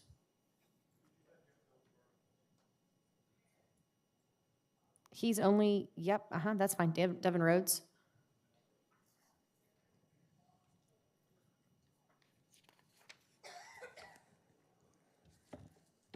I guess he logged in before me.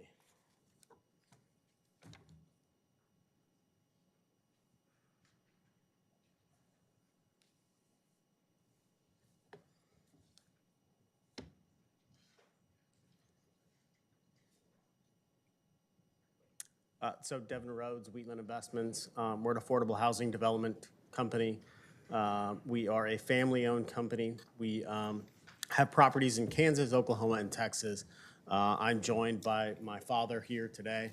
One of the questions that was asked during the Zoning Commission was, why did we select this site? We selected this site because we feel that it has the best use for the site.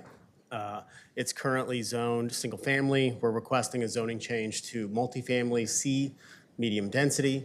And we feel that this fits not only the strategic goals and comprehensive plan of the city of Fort Worth, but also aligns with the Texas Department of Housing and Community Affairs goals as well.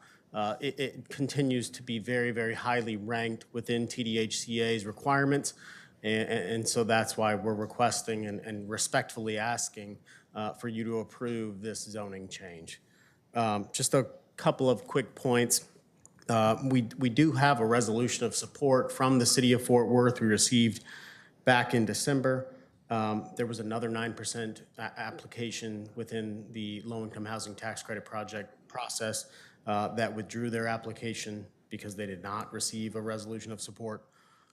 There's existing apartments to the north. There's actually existing C zoning to the west and as well to the south. We did confirm, there were some questions at the zoning commission about traffic. We did confirm that there will be a traffic signal within the corner of Brentwood Stair and Cooks Lane through a federal grant within, I believe, 2024. We were asked at the zoning commission what percentage of residents at this development would be students.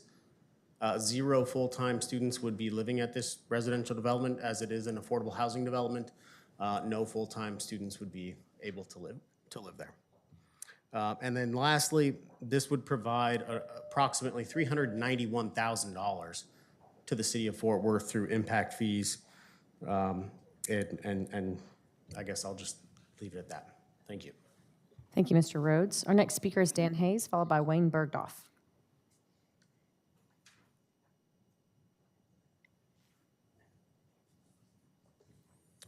Good evening. My name is Dan Hayes, and I live in Central Meadowbrook. I wanted to provide some general information about apartment development in East Fort Worth, which tells an interesting story. I recently spent a couple of hours identifying the apartment complexes in this area of East Fort Worth and when they were built. I identified 82 complexes built over the last 60 years.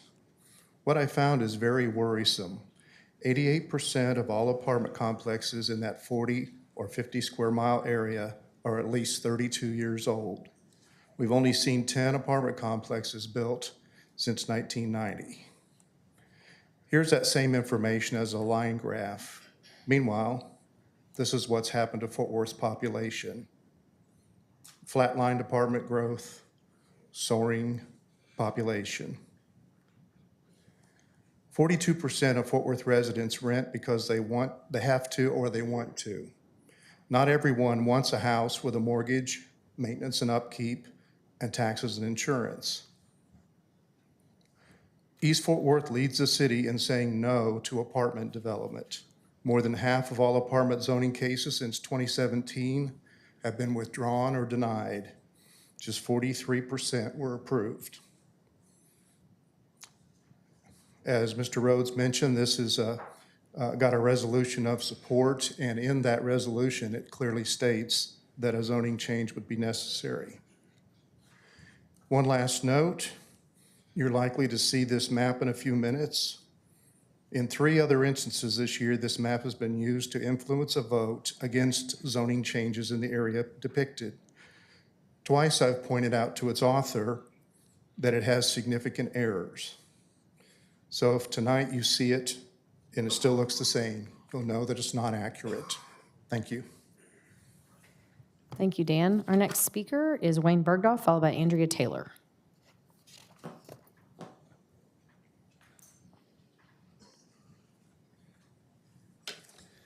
Good evening, Mayor and Council. My name is Wayne Bergdorf, 3000 Ray Street, Fort Worth, 76111 is my office. I am a real estate broker. I specialized in land, and I was the site selection broker that found this site for the applicant. I wanted to address the site selection process briefly so you'd understand how this site percolated to the top. This is a 9% tax credit program. And there's 2 hurdles that a site must clear to be able to get approved for this. One hurdle is at the state level. You heard about TDHCA. That's a very competitive scoring basis based on all the sites that were submitted. And then secondly, of course, is the city zoning entitlement process. Both hurdles must be met for a site to cross the finish line. So they're both very important. Let me elaborate on the first step, on the scoring at the state level. Certain census tracts score much better than other census tracts for these developments, for the scoring, due to other developments that are there, proximity to jobs, and some other variables. A consultant ID'd which census tracts in Fort Worth had the highest chance of getting a scoring, and so it was wise to look only in those census tracts. So there were actually 7 census tracts in the city of Fort Worth, 2 in Southwest Fort Worth, which is the Palladium Project was where it lit, and then 5 here in East Fort Worth. Of course, I reached out in all 7 census tracts looking for sites. Of the 5 census tracts in East Fort Worth, I found only 2 parcels that had any potential for being rezoned that were for sale, and this site was one. The other, we were talking to them, but the owner pulled it off the market to develop it for an alternative use. We were optimistic about this site to get zoned because of the C multifamily zoning in place on 3 sides as it sits now, as Mr. Rhodes mentioned. And of course, our optimism grew when the staff recommendation was for approval. For the record, I did find 3 other sites in East Fort Worth in these census tracts, already zoned multifamily, but they were not available for sale and the ownership could not be contacted. So therefore, there were effectively no zoned sites available, and this is why this one percolated to the top and we contracted it for this development. Thank you. Thank you. Our next speaker is Andrea Taylor, followed by Zach Boatwright.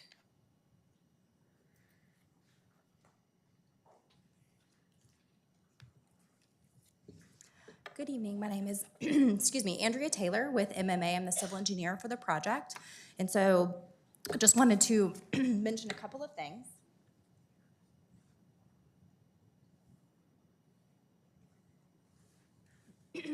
The first, and I'm not sure if Devin had mentioned this, a lot of times when we hear multifamily, we think, oh my gosh, the traffic that it's going to create, right? And so I think it's important to note that this is not a 300-400 unit multifamily development. This is a small scale, 88 units.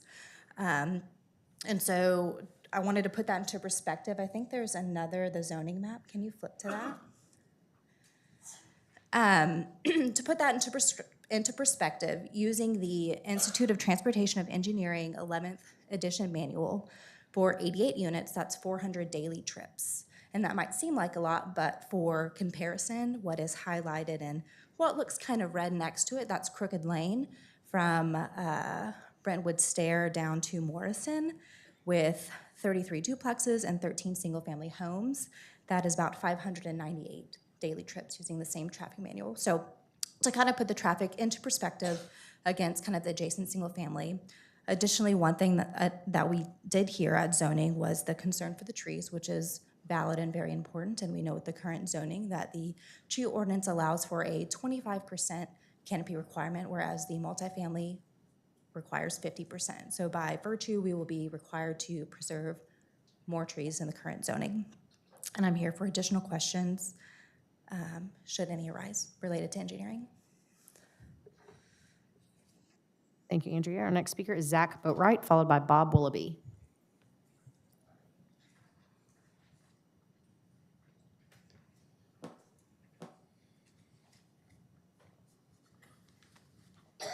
Mayor, Council, good evening. My name is Zach Boatwright, and I'm the listing agent for this property. And I'm here on behalf of the seller, and we're voicing our support, of course, for the zoning change of this development. The overarching factor is to support this project is it will improve the area and provide housing. I said, we like how this developer has positioned the design, and it will clean up this corner. It'll also keep people from passing through this property. Some additional factors for this development are it's a hard corner. And this site is good use for multifamily. It's a difficult use for single-family residential. This project boasts some good buffers. If you look at his site plan there, they've done a good job in positioning it, and it will clean up that corner again. Lastly is density. We need more density in this area. I said multifamily will provide this so that other restaurant retail developers will come. The restaurant void needs to be filled in this area, and yeah. And so I appreciate your time, and I strongly hope you consider supporting the zoning change. Thank you. Thank you, Zach. Our next speaker is Bob Willoughby, followed by James Hook.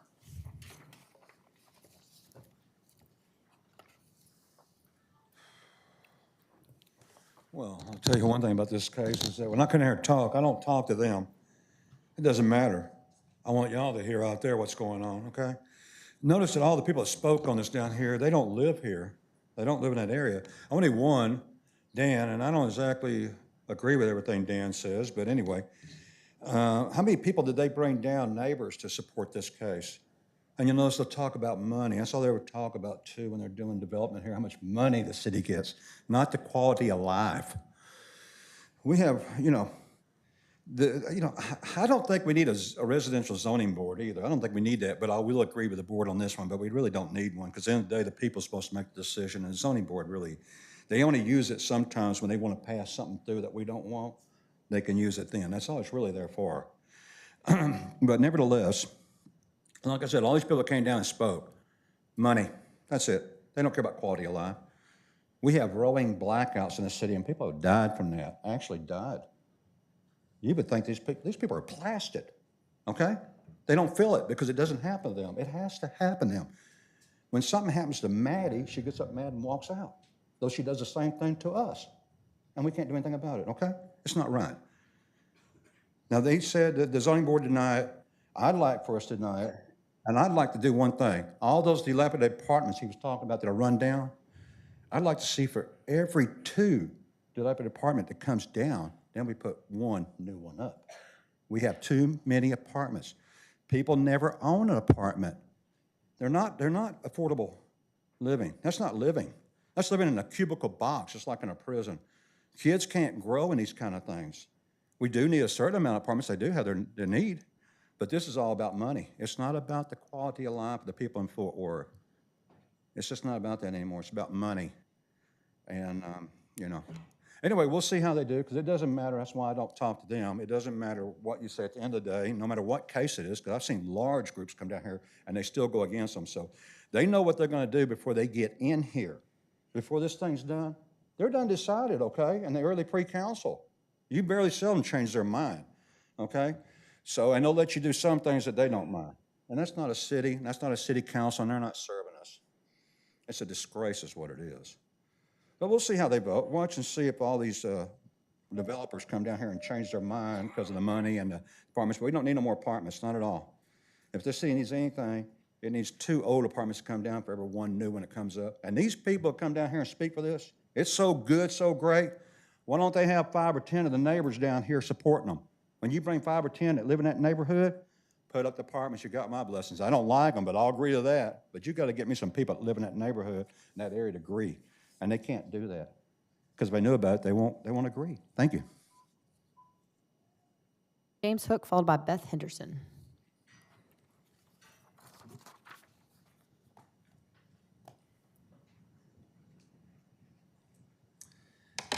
Hello, Mayor and Council. Not every day I get to agree with Bob Willoughby on something, but today's the day.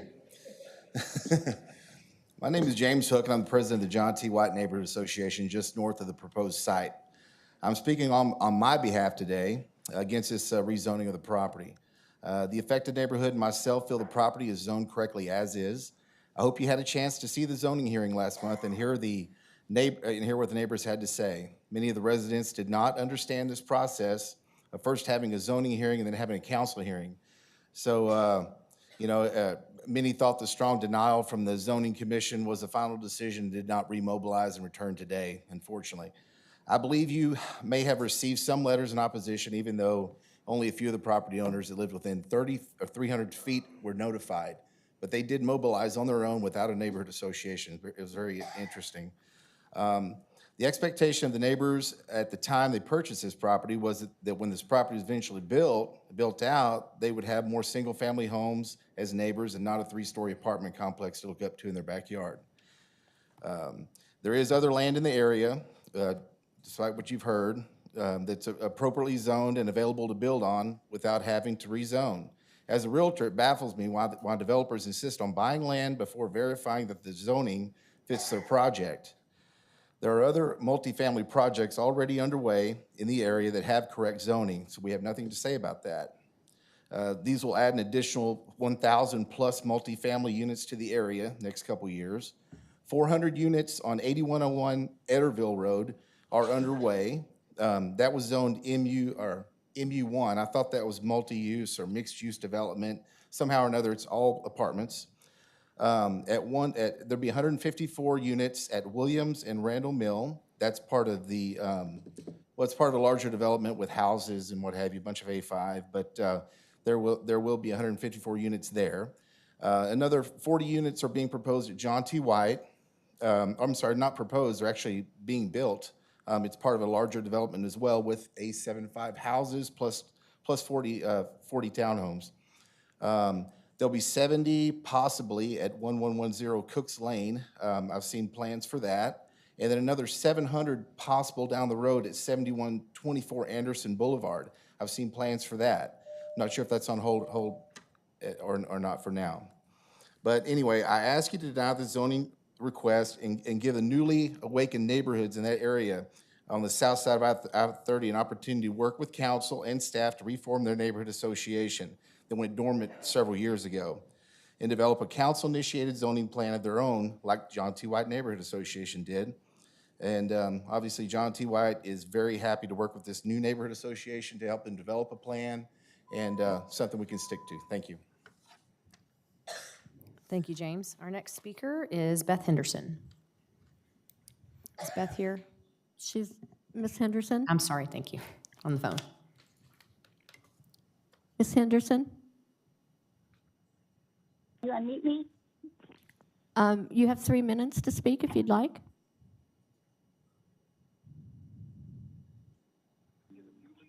Yes. Go ahead, please.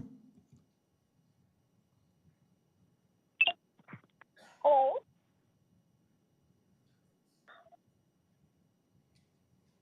Ms. Henderson, would you like to speak?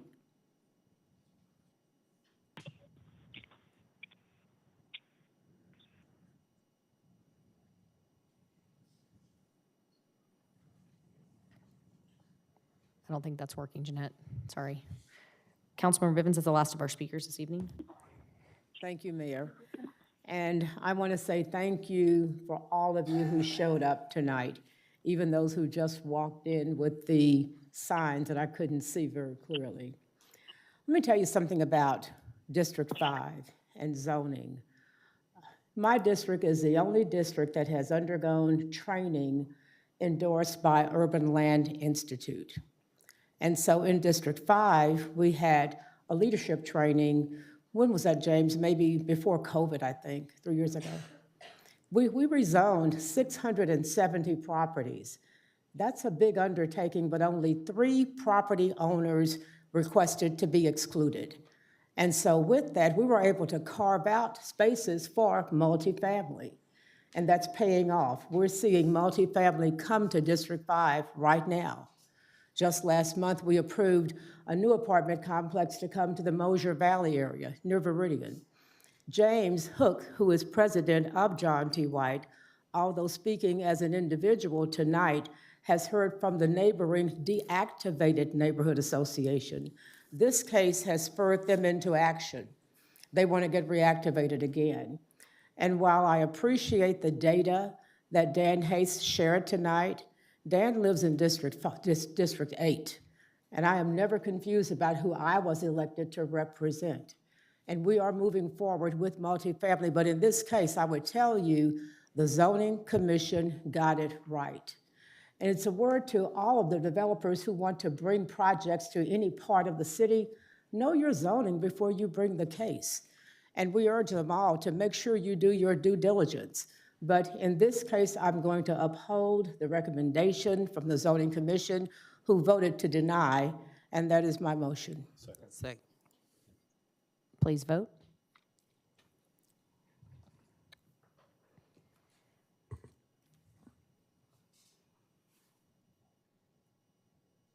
Michael's not here. If you can hit that.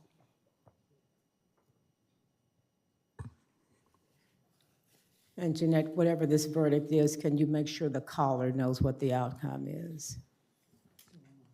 Yes, ma'am. She's still online. She just Okay. chose not to speak. We'll correct the motion maker in the minutes.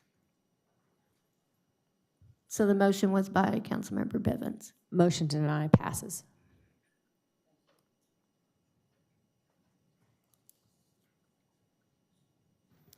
Next item is ZC-23-04. One speaker on this item, Councilmember Williams, Ryan Kim, but only if there's opposition. To my knowledge, there is none. But Awesome, thank you. I move to approve, and maybe Councilmember Nettles and I can go there for brunch. It's an awesome brunch restaurant coming to I-35 corridor, so it'll be in future District 8, but I'm happy to approve this. Second. motion and a second. Any other discussion? Please vote.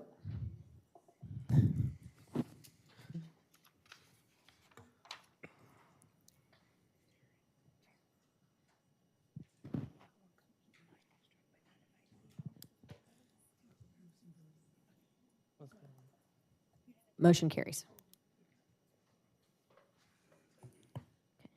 Next item is ZC-23-041. Our first speaker is Adam Neolette, followed by Stephen Gonzalez.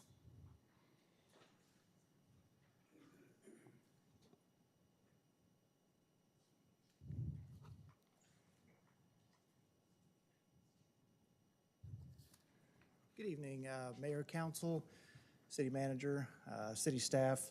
I'm going to keep mine brief. I'm a Navy veteran. We got some veteran friends of mine here that I went to TCU with. In all the talks for or against the project, I am for the project.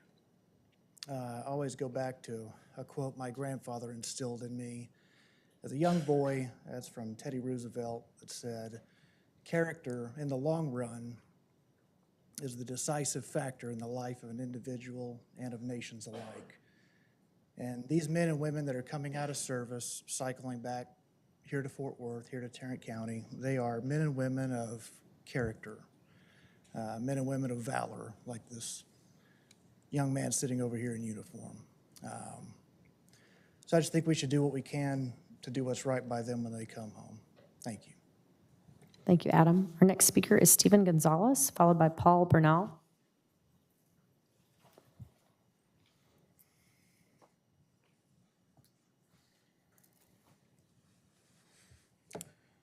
Good evening, Mayor, Council. Thank you for your time. I represent the National Veteran Outreach Program, and I'm in support of this project.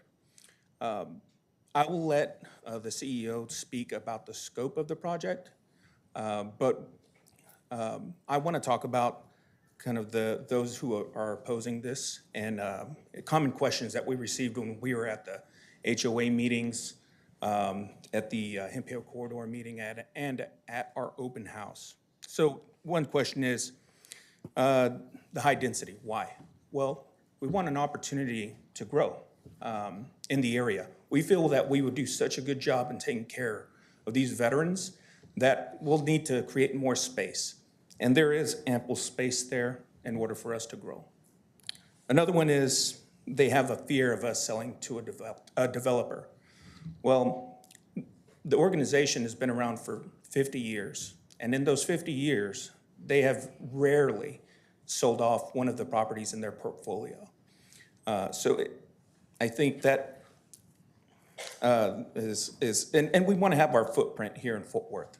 So this allows us the opportunity. They don't want gentrification. Well, this is simple. Who doesn't want to improve their neighborhoods? And we want to create and bring much needed improvements to the community and take care of our veterans in the process. We heard a few times, a common term that we've all heard, and that's not in my backyard. And well, I ask, why and where do we belong? And they say near the VA, near the hospitals, et cetera. Well, I hope my neighborhood doesn't see me that way as a veteran. We want them to thrive in an area with all the resources, whether that's the Walmart down the street, the grocery store, or a gas station, and be close in vicinity. I mean, they're across the street from a park. They say that we didn't communicate to their liking. As soon as the seller allowed us to purchase this or accepted our bid, we quickly hit the ground running and trying to get the community informed leadership informed, the HOA president informed, and to garner their support. Ultimately, I hope that, and respectfully request that we would earn your support in favor of this project. And that's all I have. Thank you. Thank you, Stephen. Our next speaker is Paul Bernal, followed by Melody Dottie Munoz.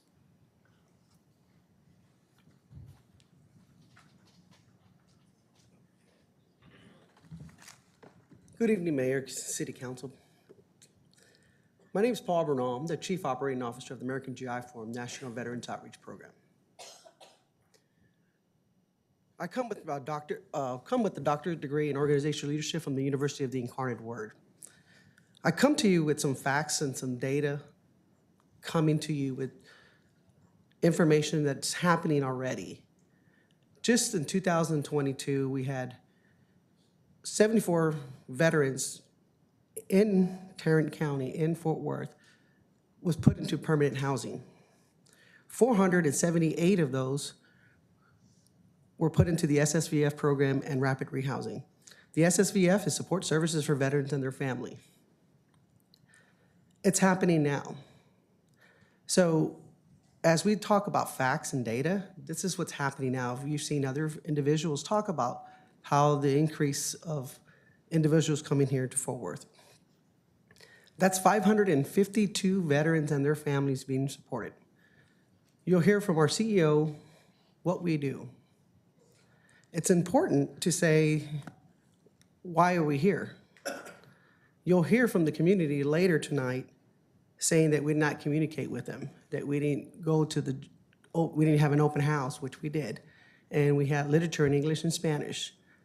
We were not allowed to speak, just like the city of Fort Worth employees weren't allowed to speak at one of the meetings because their fear of their propaganda, whether or not they understood Spanish.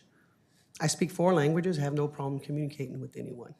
I could speak Spanish, my last name is Bernal. You have certain individuals here that during the election process use that opportunity for these meetings for city officials, vote for me, and using fear to certain individuals. I spoke to some members of the community, and they point blank said, "That's not what they told me. That's not what you're doing." I said, "No, that's not what we're doing. We're here to help veterans." And apparently, they still have the mentality of the Vietnam, and apparently there's a Vietnam veteran here also, where if you recall, when Vietnam veterans were coming back, when the NVOP was created, they were called baby killers, rapists, and it's just unacceptable. So we have certain individuals in the community using this for their own personal gain. I highly suggest that they look at the bylaws and some of this stuff. When you have meetings, you'll see that they try to vote out the president that aren't even members of the committee. Thank you for your time. Thank you, Paul. Our next speaker is Melody, followed by Fernando Peralta. I hope it's okay. I brought a +1. I want to share with the council that I'm for this proposal, but I'm exclusively for veterans. We say we support our troops, and while we revere them in words, what do we do to match their commitment with our actions? This project is a responsive approach to our veterans, our Texans, our Fort Worth neighbors who need access to immediate support. No longer as a community can we rely on the VA alone to serve this community. As the wife of a Marine veteran and the relative to many others, I've had a glimpse of the challenges that our veterans face. Community for my husband has existed in VA waiting rooms and on Reddit boards complaining about the denials for disability, lag in certification for education, and a society that lacks any resemblance of a unified and uniform structure. My grandmother provided supportive housing to veterans out of her home and did so till the day she passed away. It was a really beautiful thing. I won't pretend to know all of the details or intricacies that go into a zoning project and communities like this, but I implore you to consider, when a group who wants to lean into our veteran population and answer the call to serve, shouldn't we respond with partnership, strategic solutions, and pathways to success? I could only imagine what a facility like this would have been and done for my husband and countless others. This will allow our veterans to live within our city, within our community, and not sequestered away to institutions while having all the access to the services they need. This is an opportunity for our city, our Fort Worth, to say, and more than just words, how we support our brave and our bold. Thank you. I yield my time. Our next speaker is Fernando Peralta, followed by James Peterson. Good evening, Council and Mayor. Obviously, Fernando Peralta here. I come before you, just, against my wife's wills. Why? Because last Thursday, community members from the South Side showed up to our neighborhood association meeting and decided to forcefully take over our meeting that I was leading as the neighborhood association president. In my time working since 2019 with our neighborhood, I have fought to not care so much about how tall my neighbor's grass was, but how the information is getting to them in English and in Spanish. We fought to get $3.1 million in neighborhood improvement money on the east side of Rosemont. We worked with our councilwoman at the time to get free Wi-Fi for our neighborhood. What we do in our neighborhood association is bring information. What this group has done and the individuals that are directly related to the previous neighborhood association president who made it a thing to take money from developers, our community, and also bring neighbors here unknowing to support SB4. So law enforcement could ask what the immigration status is, and our neighbors didn't even know what they were doing. The same thing is happening now. The relatives of that past neighborhood association and members of a group that has no business spreading misinformation and lies is doing this to create chaos and confusion and fear. And this is what's going on right now. This program is a responsible approach to supporting men and women from my unit that had a send-off here at Dickies Arena. This is what we do. We're here to support veterans. We're here to educate our community, not create confusion and fear. That's what we're not about. That's what Fort Worth is not about. So I implore you to please approve this zoning. Support our veterans, support our community, support our neighborhoods, because this is not okay. Forceful takeovers of a neighborhood is not okay. And this uniform has taught me that I will never back down, and I will keep fighting for Rosemont and our neighborhoods on the South Side. And that's all I got. Our next speaker is James Peterson.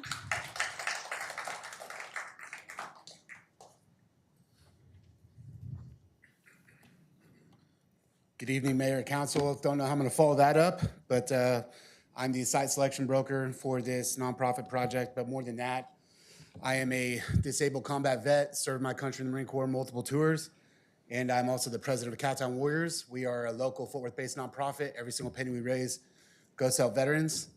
The biggest challenge we have is sourcing help for homeless veterans because a lot of these people don't have the correct documentation. A lot of people need guidance on the resources that they need to access and approach. In 2013, I found myself a homeless vet struggling with PTSD. Public programs, along with nonprofits similar to the National Veterans Outreach Program, were able to help me. They forced me to get my undergrad from University of North Texas. And as a result, I got my life together, gained great employment, got my MBA from TCU, and now I'm in a position to contribute back to this great city that I love so much. I'll just point out that I live less than 4 minutes away from the site. I drive by there several times a week, and I'm proud to be a member of that community, so to speak. And I would say that if those organizations that helped me would have been handicapped in the not in my backyard rhetoric that we've been seeing in this whole situation, or the stigma that has been repeatedly thrown out about the people that have served our nation, who knows where I would be? And that's all. Thank you. Thank you, James. Our next speaker is Tara Maldonado Wilson by phone. Ms. Wilson? Yes, I'm here. Can you hear me? Yes, go ahead, please. Okay. Yes, hi. My name is Sarah Maldonado Wilson. I am calling in tonight to offer my support for this project. When I first heard about it, I was so excited.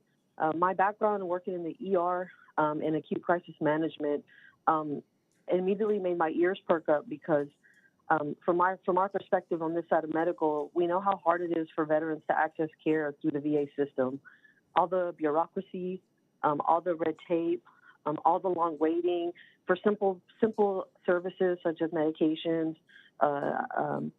ongoing maintenance care, and then even further than that, any type of surgical or even unfortunately behavioral health benefits is hard for them to get to. So when I spoke with Mr. Gonzalez about this project, I was in full support. We have, we do not have many veteran programs in Fort Worth, and I think that supporting this is a no-brainer. The fact that they also, target and seek out Hispanic veterans who, have also other special circumstances that could create barriers for them, I think makes this project amazing. We have to create opportunities and programs that are going to catch individuals that are in our neighborhoods and in our city and in this county before they go down a path that is really hard to navigate. When they're transitioning out of service, this can be a very critical juncture in their life, and this is a very delicate point to where they can veer off course and really go down a road where they may end up on the street or without support. And that's something that I think all of us are tired of seeing. If any opportunity we have to get to reach out and catch individuals is one that we should be readily, openly, and willing to seek and create to give them. Unfortunately, there are people that use this project to advance their own negative agendas.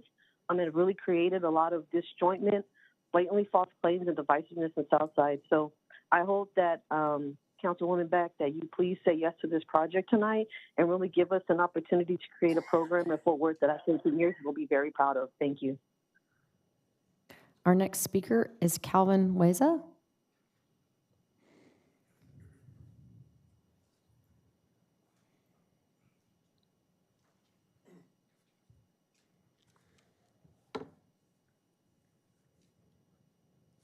Good evening. My name is Calvin Wessel, and I am the newly elected president of Las Familias de Rosemont Neighborhood Association. I'm here today to represent Las Familias de Rosemont Association. Here are a few concerns brought to me by the members of our community.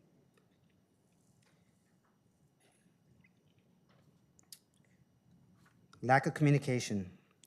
Fernando and the American GI Forum have not been communicating with the people of Las Familias. Fernando Peralta called a meeting on April 27, 2023 at the Hemphill Corridor, which is not a neighborhood meeting, and notice went out the day before the meeting to a select few people at 11:11 p.m. That did not give us enough time to notify the community. At the same time, a presentation was given by the city of Fort Worth at Alex Contreras Elementary in regards to the homeless housing on McCart. This split the community in two. At the Hemphill Corridor, the American GI Forum announced that they will be holding an open house the following day at 4 p.m. One day notice and at a time that everyone will be at work. The meeting exploded with outrage, and a few members there forced the open house to be pushed back a week. I received a flyer and notice of the open house on April 30th, and we did our best to get the word out 4 days before the open house. On May 3rd, American GI Forum had an open house in which they conducted as an open house with no presentation. On May 4th, Las Familias de Rosemont held a meeting in which they wanted to split the meeting again and the presentation. On May 4th, Las Familias de Rosemont held a meeting in which they wanted to split the meeting again and have the presenters present at the same time on two ends of the pavilion. At the meeting, we requested that the president postpone the American GI presentation and send a letter of non-support with the overwhelming signatures against the American GI Forum. We felt that we had enough support to make that motion. Lack of transparency. Since the start, looking into the American GI Forum, we have not been able to do much research because their website is down. When Mr. Bernard addressed the Zoning Commission, Commissioner Willie Rankin asked, I believe some of your marketing for your organization has stated a prerequisite for homeless veterans. I don't blame the neighborhood for assuming that this facility will be used for veteran homeless housing. I don't know anything about this program and how they are going to help veterans. On behalf of Las Familias Rosemont and I, the president, request you deny the zoning case ZC 23-041.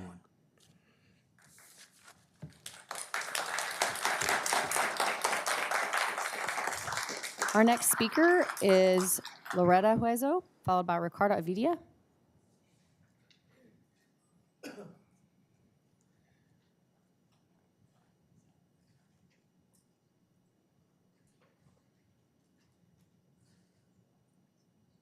Loretta, I believe you have a group of speakers. Is that correct?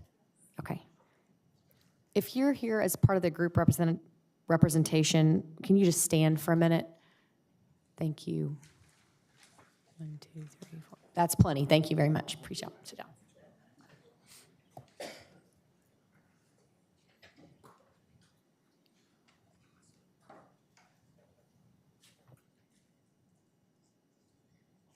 Good evening, Madam Mayor and council members and fellow Fort Worth citizens. Thank you for the opportunity to speak in front of you regarding ZC 23041. My name is Loretta Snoqueso, and I live at 3821 Willing Avenue. Today, I'm representing myself, my family, and almost 550 neighbors who signed this petition in opposition of the zoning request change. The zoning request sign in front of the building was first noticed on the evening of April 6th. Neighbors sent concerns, questions, clarification requests, and asking the neighborhood association stance via email and social media messages to Las Familias de Rosemont and former president Fernando Peralta. None were ever responded to. Friday, April 7th, Defend Hemphill was asked for their help to publish information regarding the zoning change and requests for Las Familias de Rosemont and Fernando Peralta to respond to concerned neighbors. That same weekend, a petition began circulating with only the information we had, which was from the group notice, explaining the zoning change was to high density, which would allow 60+ units, and that it was for veteran housing. No informational meeting by the Veterans Group or the Neighborhood Association was held prior to the Zoning Commission hearing on April 12th.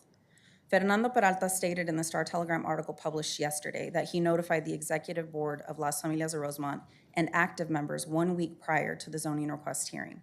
The only 2 positions filled on the executive board at the time was the president and the treasurer. So if a discussion was had, it was only between those 2.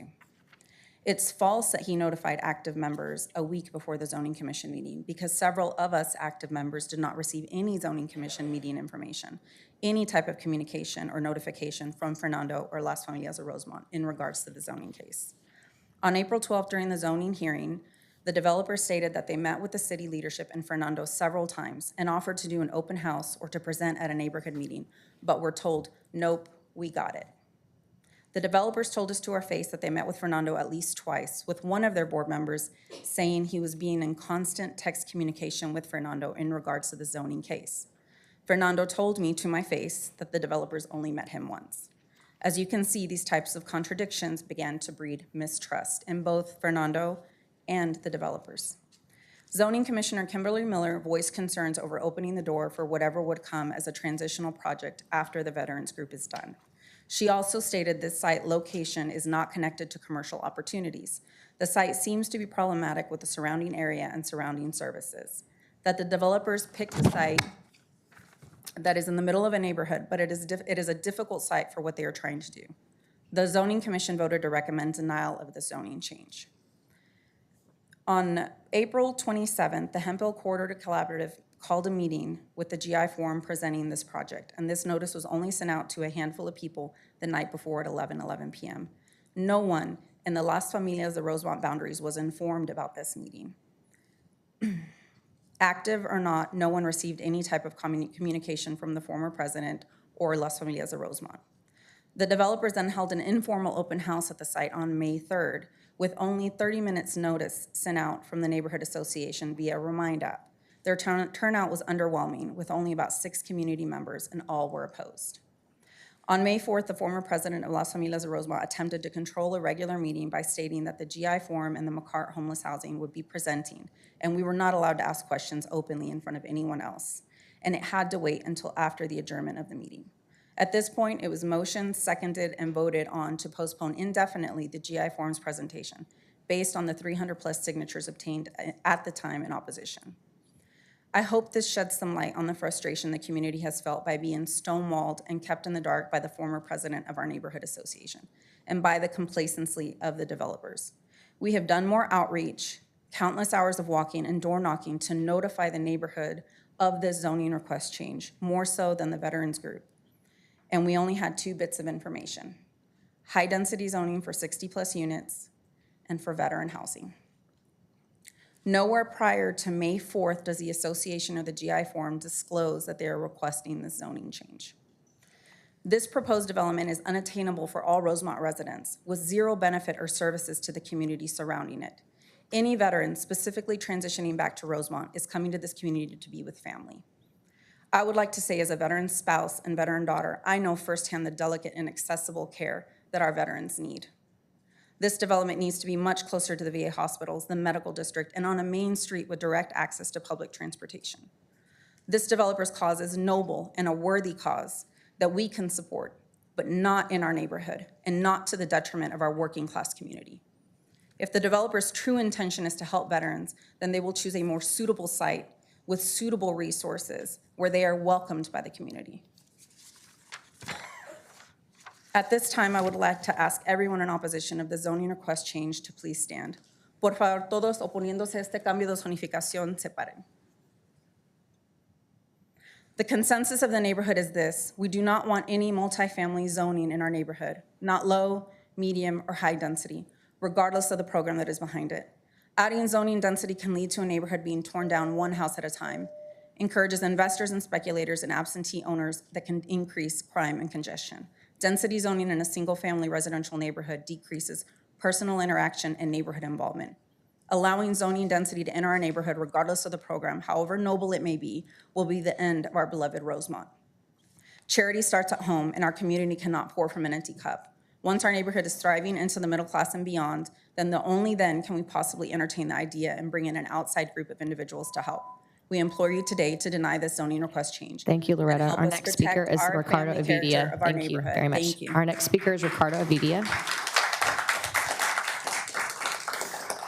Our next speaker is Ricardo Avidia, followed by Stephen Chaco.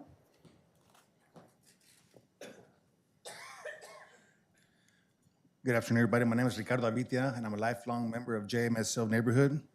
I'd like to state that the wear of military uniforms, including physical fitness and JROTC uniforms when off U.S. or host nation installations, is prohibited. Forcefully is a word that was used. Under the dictionary, it says here, using considerable physical strength or violence. This was not used at the meeting that Mr. Peralta was speaking about. Here we go again. This case has nothing to do with the organization and everything with zoning type. As our local legislators, you are responsible for and responsive to the citizens who elected you. It is your responsibility to find out what our needs are and bring us development which fulfills our needs. Our needs. We need a capital improvement project so that Hemp Hill doesn't flood when it rains. We need capital improvement projects to install sidewalks and wheelchair ramps so that our elders can enjoy a better quality of life. We need long-term growth and renewal planning where the whole community is involved. Why? Because development is about blending with the existing. However, this project will not blend with our community, primarily because the current zoning now already fulfills the current and future land use maps, for one. 2, the Zoning Commission has also recommended denial of this project and was called problematic, quote unquote. 3, the urban planning case studies theorize that rapid growth leads to uncontrolled urbanization, which then leads to overcrowding, destitution, crime, and political turmoil. 4, traffic patterns and congestion. Hemp Hill Street is not set up for higher density, but here it comes with apartments and townhomes at OOV, and our current transportation system is also not up to par to sustain the current and future influx in population. We need to confront our realities and acknowledge there will also be a spillover from this project. Property values will be affected. There will be an increase in noise, traffic, and pedestrian congestion. This dais needs to understand the 3 Ps of development in 21st century America involves people, public, and private partnerships. However, as it relates to ZC 23041, people were left out, and this is the reason why we stand here today in solidarity with one and another to challenge and oppose this zoning request change. I encourage and challenge you to do the right by our community and vote no to this zoning request change and put people before profits as it is meant to be. Please recall, as property owners, we have property rights and we will defend ours to the fullest extent of the law. Thank you all for your time and attention. Ejemplo no se vende. Our next speaker is Stephen Chaco, followed by Christina Snoke. Thank you, City Council. First, I want to say, wow, what an amazing, amazing room full of citizens of their community concerned about a project. I'm impressed. I love this. I love that the community comes out in support of standing together with their community. That is an amazing accomplishment in Fort Worth, and I think that you've had a lot of speakers come here and say all these negative things about Fort Worth. This is a beautiful thing. I think there's a lot of positivity here to see. This is not about veterans. This has nothing to do about veterans. Right now, I can prove I have Scottish Inn across from the VA clinic. I have them on a wholesale. I can give you the plans, and we can buy that property and go 3 times or 4 times, and many veterans across from the VA clinic in Fort Worth. We can put it in there. That can be done tomorrow. It's not about that. It's about what it is about is the zoning of around this property. And I wanted to look at your zoning. Each of you received the zoning pamphlet, the PDF. North, A5, 1 family residential, single family. East, A5, 1 family residential, single family. South, A5, 1 family residential, Rosemont Park. West, A5, 1 family residential, single family. Think. Do they really want a multifamily? We're proud of a community that comes together that knows about what the issues are. They're standing together to make sure their community is given as a generational wealth, especially for minorities. Their homes are the only generational wealth to pass on. This is an amazing group coming together with families, kids, signs, and I think it's a beautiful thing to see. The biggest distrust in this room was a former president.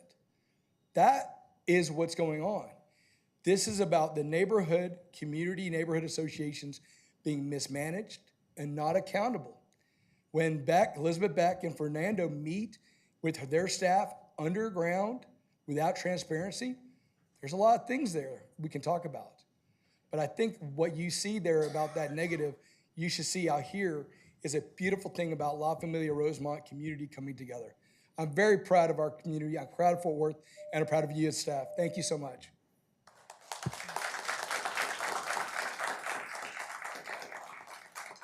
Our next speaker is Christina Snoke, followed by Scott Smith.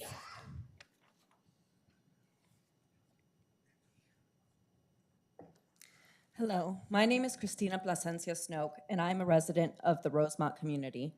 I stand before you today to oppose this rezoning and give you a little bit of history of the proposed property in question.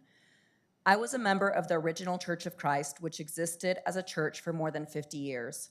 As a living member of this church, I would like to speak for all of my elderly congregation that is no longer here to speak for themselves.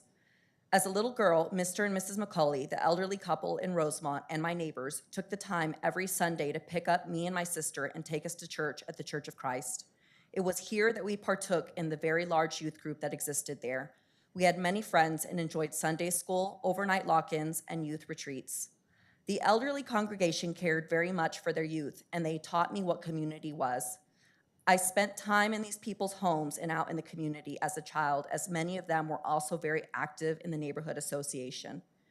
The elderly congregation looked to the youth as the future of their community, and I stand here today as the future they envisioned for their community. As the years went on, they struggled to find a youth pastor for the increasingly Spanish-speaking community. Their congregation dwindled to just a few elderly members. They knew that their church, as it was, would not continue, but they wanted the legacy of their church to continue. So they gave their church in good faith to a nonprofit that would go on to support a Spanish-speaking Church of Christ. Up until now, this church was in the hands of this Spanish-speaking Church of Christ. I can say in complete confidence that when the original Church of Christ envisioned the legacy of their church, it was not high-density housing. They envisioned something that would contribute to the existing community and the youth that they had worked so hard to instill their values in. So now standing here today, just as they looked at me and the rest of their youth as the future, I'm looking to the youth of my community as the future. I would like to continue in the legacy of my church and put an establishment in this place that will enrich the youth of our community. We believe that should this zoning not pass, we can find the right organization to take the place of this church, whether it be another church, community arts and cultural center, or some other type of resource to our existing community. I would also like to say that the Veterans Organization applying for this rezoning has completely lost the faith and trust of the community. There was no attempt to offer an informational presentation until after they lost the zoning at the Zoning Commission. They went forward with the approval of potentially only 2 Familias de Rosemont Executive Board members. After they lost at rezoning, they offered an informational meeting to the Hemphill Corridor with no invite or mention to the Rosemont community and the people that would most be affected by this. They then had an open house that invites were only sent out to the community 30 minutes prior, resulting in a low turnout of 5 to 6 people of the immediate community. It was we, the community, that spoke to over 500 people who all opposed the zoning case. I find this lack of transparency to be an Thank you, overall. Christina. Sorry to cut you off. Thank you, Christina. Our next speaker is Scott Smith. Our next speaker is Scott Smith, followed by David Martinez. Hi, I'm Scott Smith. I'm a 32-year resident of the Rosemont community, and I want to take a different spin on this and introduce you to our neighborhood first so you can understand where we live, and then some of the fears that our residents have, which is why we're all here today. We endure unlicensed and uninsured ATVs without off-road permits racing through our neighborhood streets and city park that pose a danger to traffic, pedestrians, and residents. Even though it's reported, the police don't respond. We endure the never-ending sound of boom boxes that violate Fort Worth Noise Ordinance 23-8. Though reported, the police don't respond. We endure street racing that poses a danger to the residents and their children who simply want to enjoy the park. Though reported, the police don't respond. We endure the homeless camping in the alleys behind our houses, littering the park, leaving shopping carts in our streets and driveways, and depositing piles of trash outside our homes. When code compliance makes their rounds, we, the residents, are cited for the piles of trash the homeless create. Though reported, the police don't respond. We endure drug users and pushers who park in the dark areas of our streets at nights. I personally had a confrontation with one outside my house, called 911, reported the vehicle make, model, and license, and yet they still park in the same spot and use drugs. Though reported, the police don't respond. My wife was nearly a victim of fugitive at large who rushed into our garage as she opened the door to leave. Fortunately, the police were looking for him and just happened to drive by as my wife held him at gunpoint in the street. My wife did the police's job for them. We have 38 registered sex offenders within a mile of Rosemont Park. Rosemont has been misrepresented until last week by the recent ousting of the president of the Rosemont Neighborhood Association, who is not even a resident of the neighborhood. He was using the association for his own political agenda, not for the benefit of the residents of the Rosemont community. Now a developer wants to plant a halfway house for veterans next to an elementary school, middle school, and public park where our families and children play, and introduce even more potential problems to our neighborhood. These are not the best of our veterans. These are veterans who may be mentally unstable and may suffer with PTSD, who may not have jobs or are struggling with life. The closest veteran service is 5 miles away, which is hardly convenient if the goal is to put them close to the care they need. If improving the lives in an environment of positive reinforcement is the vision, house them in Ridgeland Country Club or Mira Vista or Monarch Hills or Tanglewood. It's a logical conclusion that those upstanding communities are in a better position to provide them with a supportive and positive community network far more than Rosemont is able to. When more issues arise from the injection of veteran halfway house residents, the administrators who thrust this unrequested and unwanted situation upon us will be living in their comfortable, safe home far away from our neighborhood. Our neighborhood needs time to work through the current Thank you, issues David. without being Thank you, forced David. Our next upon speaker us. is Gladys Guevara. Our next speaker is David Martinez, followed by Gladys Guevara. Sorry, I got out of order. Gladys, you're up. I apologize. Then Joseph Manning is next. All right, well, please bear with me because this is my first time speaking in front of the council. You're fine. And my name is Gladys Guevara, and I grew up in Rosemont, and a lot of my family and friends are still in the community. I understand change is bound to happen, but I believe the community has a voice to affect those changes, how it affects their lives every day. I believe that we have the ability to positively impact such changes. I'm concerned for the proposed development for numerous reasons listed by the other opposing speakers. The lack of communication from the project is beyond belief. I am speaking on behalf of numerous community members, especially the 4,000 block of 8th Avenue. My family and friends are at a disadvantage due to their language and socioeconomic barriers. And now developers are coming into our neighborhood who have shown zero community interest and involvement. And I am in clear opposition to this zoning change. The developers do not care for our well-being in the community. And one last thing, muchas gracias por toda la gente que ha venido aquí. No entiende nada de lo que se dice aquí, pero lo agradezco mucho, mucho, mucho, porque usted pasó 3 horas aquí, no entiende nada, pero lo que usted sí quiere hacer es mejorar su comunidad. Gracias.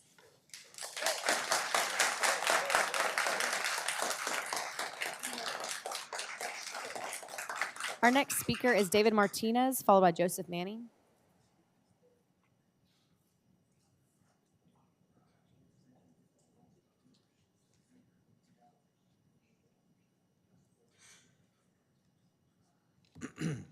I had a speech prepared. Give me a second. Okay. Something was brought up about misinformation being given out to the public. Also, something else was brought up about that we were misleading people, things like that. Well, one of the things we had a problem is that I started hearing the same rhetoric from City Council Beck and Peralta being said. And I was like, well, maybe they talk to each other. I don't know because we don't get that information. But Beck and I had a conversation. If she wants to give up that information that we had under the Freedom of Information Act, I welcome that, okay? Now let me start what I was going to say. Okay, this morning I drove around the south side and observed the business and their customers. And I drove around east on Seminary to Mansfield Highway in the flea market and saw hundreds, if not thousands, of Hispanic, Native American business owners and customers. They paid taxes. La Gran Plaza had a parking lot filled with business owners, customers, and taxpayers. Do you remember when MLK Jr. and Malcolm X said they talked about black people opening their own businesses, hiring their own people, buying from each other, keeping the dollars in the community, opening up schools to teach their children their heritage? Well, I'm here to tell you that the Hispanic Native American community has done just that. And Elizabeth Beck seems to destroy that.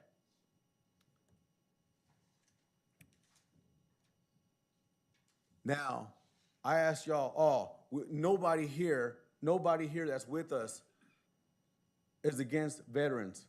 Our families are the ones, the Hispanic people in Vietnam and every war, and Native Americans have gone and fought for this country. So none of us are against them, okay? So that's not the issue. The issue is that there's development being made and it's derogatory to the people that live here. And that's what we're trying to get across to everybody. This is not, we don't hate veterans. We got my whole family, Marines, 5 generations. So that, listen, if you want to go the emotional side, then you want that, we have plenty of emotions too. So But like, we have numbers also that back it up. We've already had the zoning commission already say no.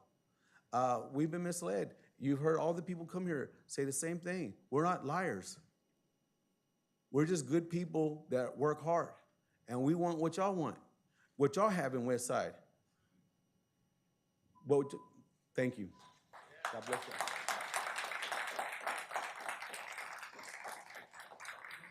Speaker is Joseph Manning. Howdy. I've also never done this before, so forgive me. Welcome. I just wanted to paint a picture maybe to help you guys understand what it's like, what's being placed. Is it right here where the park, where we play soccer that I've gone to every day since I was 14, where the mayor is where the veteran housing would be. And so it'd be that far away. And so I went to their website just because I was a little curious as to what was being offered and who would actually be living there. Was it just veterans right after they came back from war who were doing really great? And one of the things I saw on the website was that they'd be offering for veterans who have chemical dependencies. And as a new father, that's something I don't really want right across from the park where I grew up every day. And it's not something I want where our kids walk home from, because if right there where the mayor is where the housing is, right here's the park, right at that wall is where our middle school is, where kids walk home to every single day. And so something I brought, so forgive me, I provide some sources and some websites.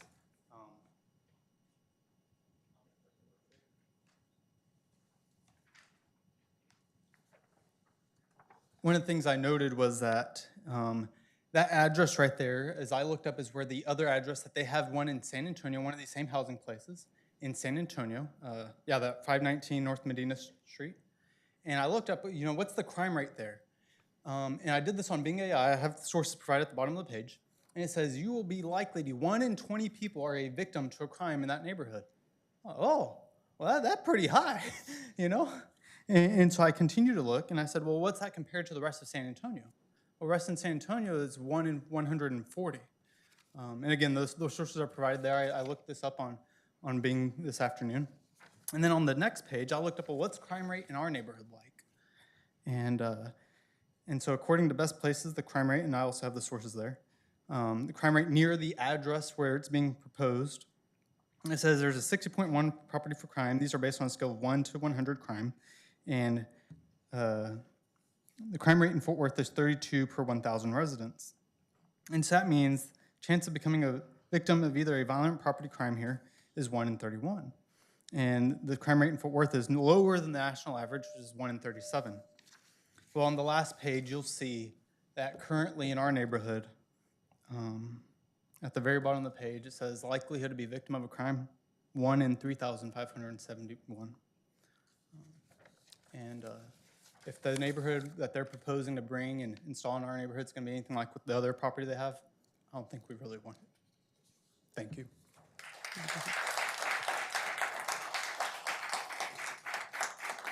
Councilmember Beck, that's the last of our speakers this evening. Great, thank you.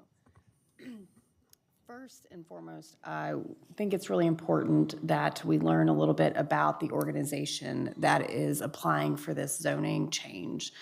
The American GI Forum is the largest Hispanic veterans organization in the nation, and operating in 40 different states. It's also the oldest. It's also chartered by the United States Congress for the work that they do. I want to read to you their history from their website that I'm reading off right now today in this chamber, and it's agiftx.com if anyone's interested. What is particularly informative in this particular history is that it was established by a World War II veteran who came home from war and experienced discrimination because of his ethnicity. And so in response to that, he founded the American GI Forum. And since their time, they have done more than just operate to help veterans, but they have sought to eliminate the discrimination that Hispanic veterans often receive either in service or when they come home. So this isn't just any veterans organization. This is a veterans organization that is focused on helping the Hispanic community. One of their partnerships is with LULAC. And what is particularly interesting, and I learned when I was, I've known about the GI Forum for a while, but in preparation for this case, I did a little more digging. And it's of specific interest to those here in Texas because the GI Forum, along with LULAC, were the plaintiffs of the Hernandez v. Texas case in 1954, which was a landmark civil rights case here in Texas that eventually went up to the Supreme Court. This is the type of work that the American GI Forum does. They don't just help veterans, they help their community, specifically the Hispanic community around them. I think that being placed in a Hispanic community is particularly meaningful for this project because it's not just about the veterans, but it's about lifting up the community around it. I would like to ask one of the representatives from the GI Forum to come up because I have a couple questions that I'd like to get on the record from y'all.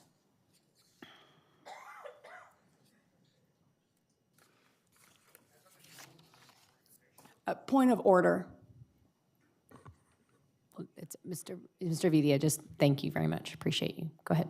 Thank you so much for joining us today. Can you tell me how many of these particular types of facilities the GI Forum operates today? We have several. We have in every major city in Texas. We are not outside of Texas yet. Our parent company is the American GI Forum. They created us. They were 1946, World War II. We came afterwards in 1972, but we carry on many of their same mission sets. That's why we picked this particular community, because we are Hispanics, born and raised in Panama, in a town smaller than that community that they're in. Paul Bernal, born in San Antonio. Father came directly from Mexico. So we are all a family of Hispanics and minorities. If you look at my group back here, it's an eclectic mix of minorities, minority leaders, minority community members that live here in Fort Worth. We are not big developers. We're not here to make money. In fact, we are a nonprofit organization. All the money that we create goes right back into the community, goes back into the programs that support veterans. We are here just for the interest of serving veterans. And so can you expand a little on how this housing operates and who will live there, the different segments of veterans that have the availability to utilize those services? So there was something that was brought up about the community that we have in San Antonio.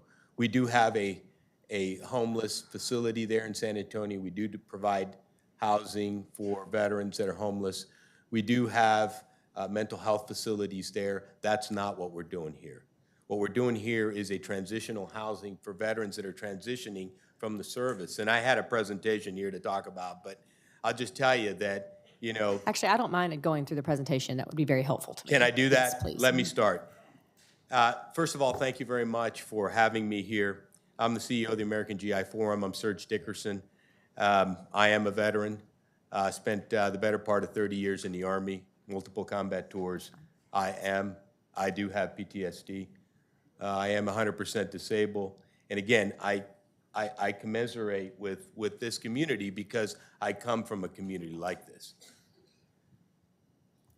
Our purpose for the church location is to establish a transitioning housing for veterans that are transitioning. Why is that important to all of you? Well, it's because... Just a second. Adrian, do you have something to say? Otherwise, you can leave the chamber or you can sit down and give him the respect that we give you every single Tuesday.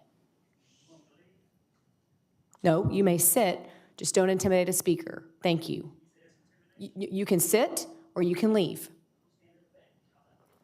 Excuse us. Sorry. No problem. As you may know, Fort Worth lies in a crossroads of several large military installations. Last year, 17% of those that transitioned out of the military transition to Texas. That's 10,400 veterans. Fort Worth, less than 150 miles from here, is the largest military installation in the world. And it transitions more veterans than all the other installations put together. So they're coming to Fort Worth. That's why, for the first time, Fort Worth has the distinction of having more veterans than Dallas. They're coming here, one way or the other. The question here is, how are they coming here? Are they coming here with their benefits? Are they coming here with the medical they need, the housing that they need, the employment opportunities that they need? Because when they leave the service, they are literally homeless. They have no place to live, they have no job, and they come to your communities looking for that. And they're ill-prepared for that in many cases, okay? There's a real opportunity here for us to set the conditions for success, to get them employment, get them housed for a brief period of time. That housing may last, 6 months to a year, and then we move them to permanent housing. We have a similar facility in San Antonio, okay? It does more than what we're planning to do here, but it's been visited by President Obama, the HUD Secretary. Ben Carson's been down there, and just recently we had Secretary Walsh at our facility and has stated that our facility is a national standard for the United States for veteran treatment. I like to emphasize that we are not opening a shelter. I've heard that several times. That's incorrect, okay? What we're opening here is a transition center for veterans, a place where they can be, so when they come into Fort Worth, they come in the right way, with their medical, with a place to live, and with a job so that they can be providers to their families and so they could be responsible members of the community.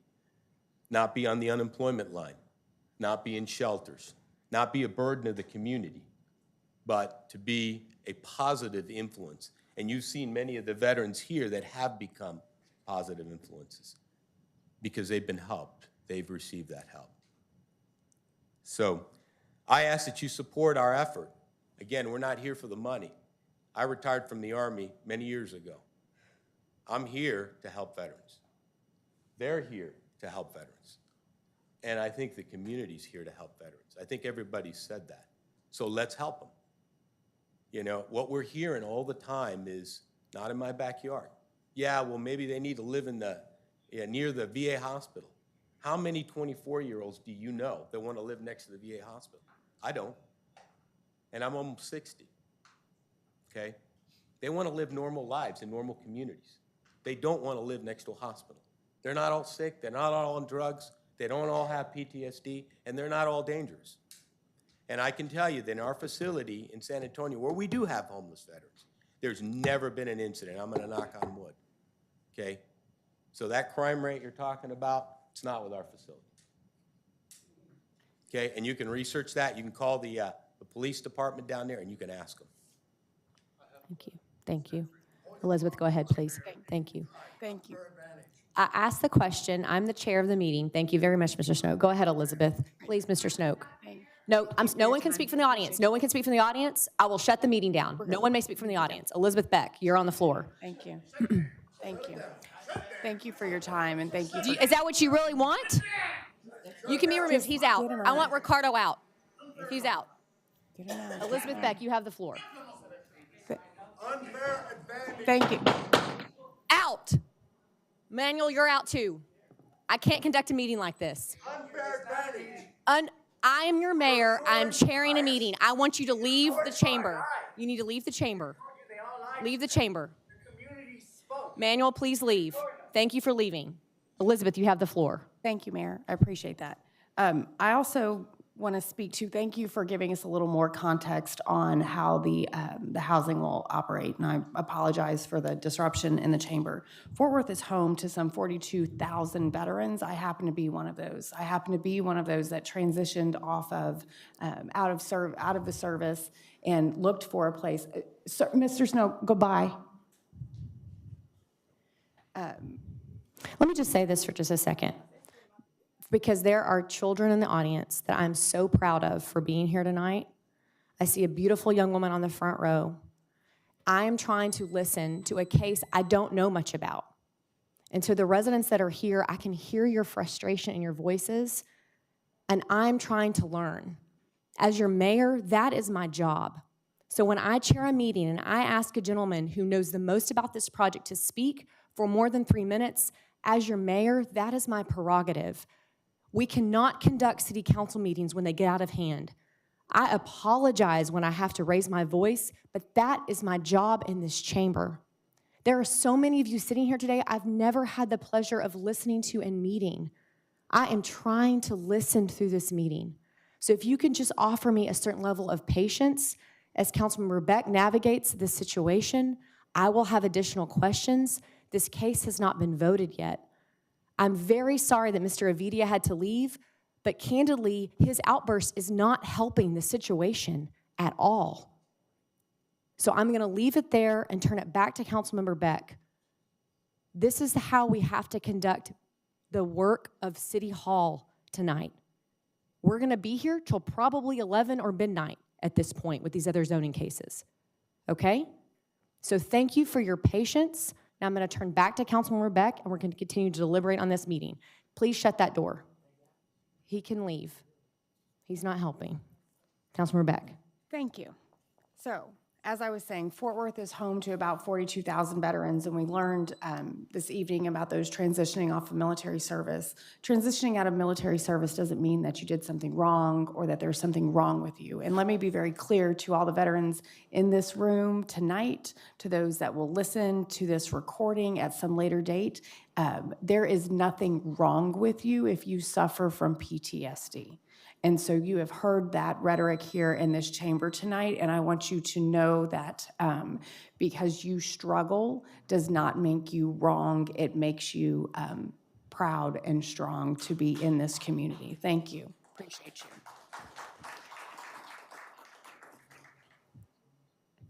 It's rare that I don't know where to begin on something, and I don't know where to begin on this particular situation because what you saw in this chamber tonight, the outbursts by Mr. Avidia are indicative of the way that him and his group operate within the community. I have personally experienced it. Fernando Peralta has personally experienced it. And just to be clear, my office is on the 3rd floor, and I have never met anyone underground. I have personally tried to be the conduit for information on zoning changes in and around the Hemp Hill corridor. And typically, when a situation like this arises, I would continue the case and I would say, let's give the opportunity to have a little more dialogue about this particular project. I don't think that that will be particularly helpful here because what I heard tonight was that 300 signatures were signed before you even heard a presentation. And so how can you have an informed decision about a project if you haven't had the opportunity to learn about that particular project? Now, as to notice and who was told when and what, I can tell you that I met with members of the GI Forum very early on. They engaged with the neighborhood. I was made aware of the open house last Friday. I don't remember how far in advance, but it was not a day or two. It was known. It is the tactic of the former Rosemont neighborhood president who was escorted out of this meeting tonight. And it is a continued tactic that we have seen by Mr. Avidia and his group of supporters to come to meetings, to shout over the presenters, to disrupt, to dismay, and to provide disinformation to the community. And so what I would say to the members here tonight that are concerned about this project, I think we all hear you on this dais. I can tell you as one of those veterans that came out of the service and needed some place to stay. I was fortunate that I had a family support system that could provide that for me, but not everybody is so fortunate. And I will tell you today, if I were to transition out of the service, both of my parents are gone, I would probably need some sort of assistance. And so we want to make sure that we are being a compassionate and caring community. I don't think that postponing this particular case will be fruitful. I think we will see more of what we saw this evening. I think that the community will be disrupted and that required information will not be disseminated in a way that is productive. And so with that, I move to approve enthusiastically this particular project. And thank you for bringing it to Fort Worth. Thank you for being thoughtful about the community around it and where it would be best suited. And I look forward to working with you as you build this. We are a military community here in Fort Worth, and we do strive to put our money where our mouth is and walk that walk. And so you have my commitment to walk that walk with you. Second. Got a motion and a second. Before we vote, I just want to say this. There was a lot of very clear concern from our neighbors in Rosemont about particular crime, code violations, a lack of response from the city, engagement, transparency. And that, to me, is outside of the consideration of this project, and your city needs to be better.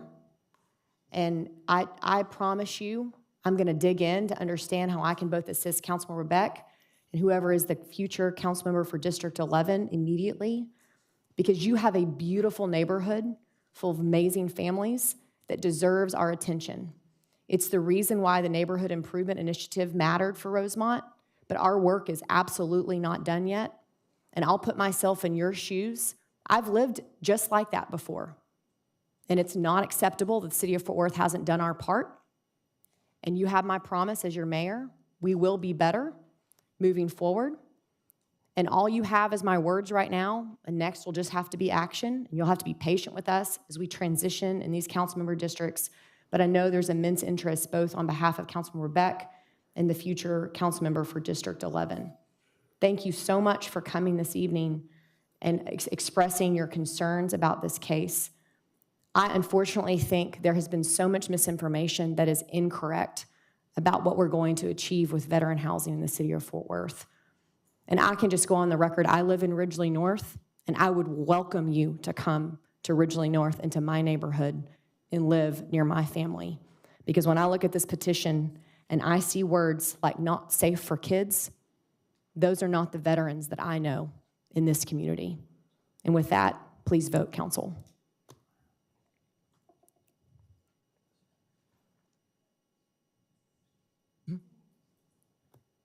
I know that the vote is taken, but I should have said this when I spoke, and I want to make sure that we put that on the record.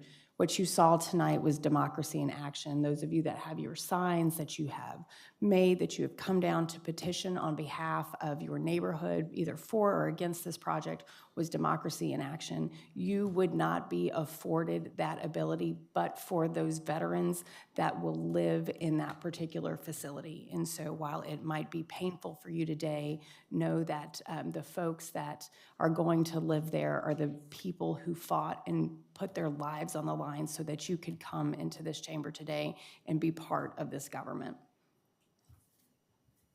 Motion carries. Next item is ZC-23-043.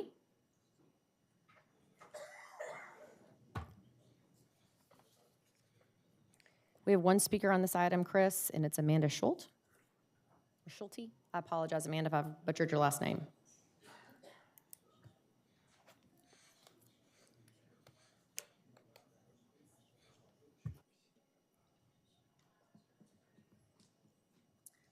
Good evening. I'm Amanda Schulte. I'm with Bennett Partners. We're the architect for this project for Center for Transforming Lives. I don't really have a lot to say. Just wanted to be here if you have any questions, but I wanted to say that we are really excited about this project and really excited about the transformation of the existing building. It's a really cool old building, and the transformation that we know will happen with all the participants in the Center for Transforming Lives programs. So if you have any questions. Any questions, Councilmember Nettles? No, I don't have any questions. Thank you for being here and staying throughout the night for this. And I'm not going to speak long.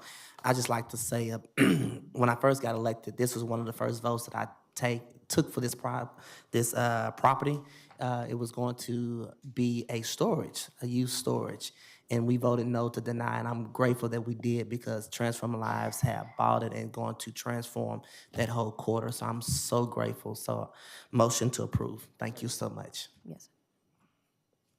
We got a motion and a second. Council. Amanda, thank you for being here this evening. It's been fun to watch this project come to fruition. Excited to vote on it this evening. Please vote, council.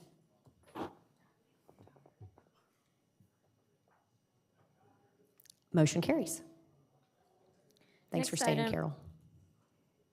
Next item is ZC-23-045. Councilmember Bivens, we have a few speakers on this item. Our first speaker is Barry Hudson.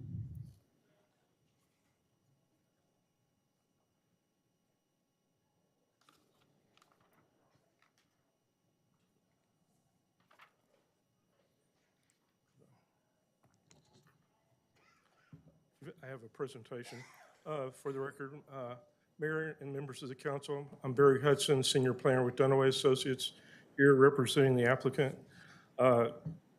Just to acknowledge, we have several speakers that are in opposition, but I'm the only speaker in favor of this project because basically we're presenting the planning and economic development reasons for this project and some of the misinformation that has gone out, possibly similar to the previous case. Sun Valley Industrial District is almost fully built out, but there are a few infill lots left, actually just 10 vacant lots. The lots that we're rezoning tonight, or requesting rezoning, are B residential, and they are interior to the overall development. The outlined area is the Sun Valley Industrial District, which is also known as Public Improvement District 15, PID 15. And the Echo Heights Neighborhood Association is the area in blue that is shown. You can see by the stars on the map where the infill lots are, and the closest residential homes in Echo Hills is over 3/4 of a mile away. This is part of here are the lots that are currently asking to be rezoned. They are vacant lots. They're still Zone B residential, but they're interior to the overall industrial district. So they're nice and clean. There's not the appropriate place for residential. The city staff agreed with it. This land use is compatible. It's consistent with the land use plan. Staff recommended approval. The zoning commission recommended approval as well, overwhelmingly. I want to point out that this is light industrial, and the applicant is restricting uses, 100 other uses that are allowed in light industrial, but they're restricting it on these lots. So this is a much aligned comprehensive plan. This is actually the 2022 comprehensive plan for this for the southeast sector. Sun Valley is this area. Zooming in, it is the Sun Valley Industrial Growth Center. This is not a part of the growth. This is an interior development. These are infill lots, small scale, light industrial uses with deed restrictions on it. There are buffers, 3/4 of a mile. There's a park, floodplain here. A lot of economic development reasons, job creation, increase property value, but quality development within there, a lot of support from the neighborhood. And again, this is a quality development and asking for your approval tonight. I'd be answering any questions if you have any or whenever appropriate. Thank you, Barry. Our next speaker is Letitia Welborn.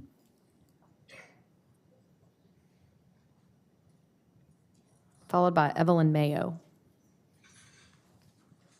Evelyn had to leave. Okay, no worries.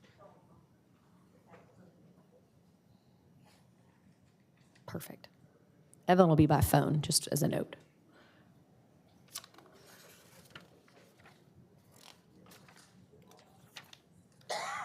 Hi, good evening. Letitia Wilburn, I am opposed to this rezoning.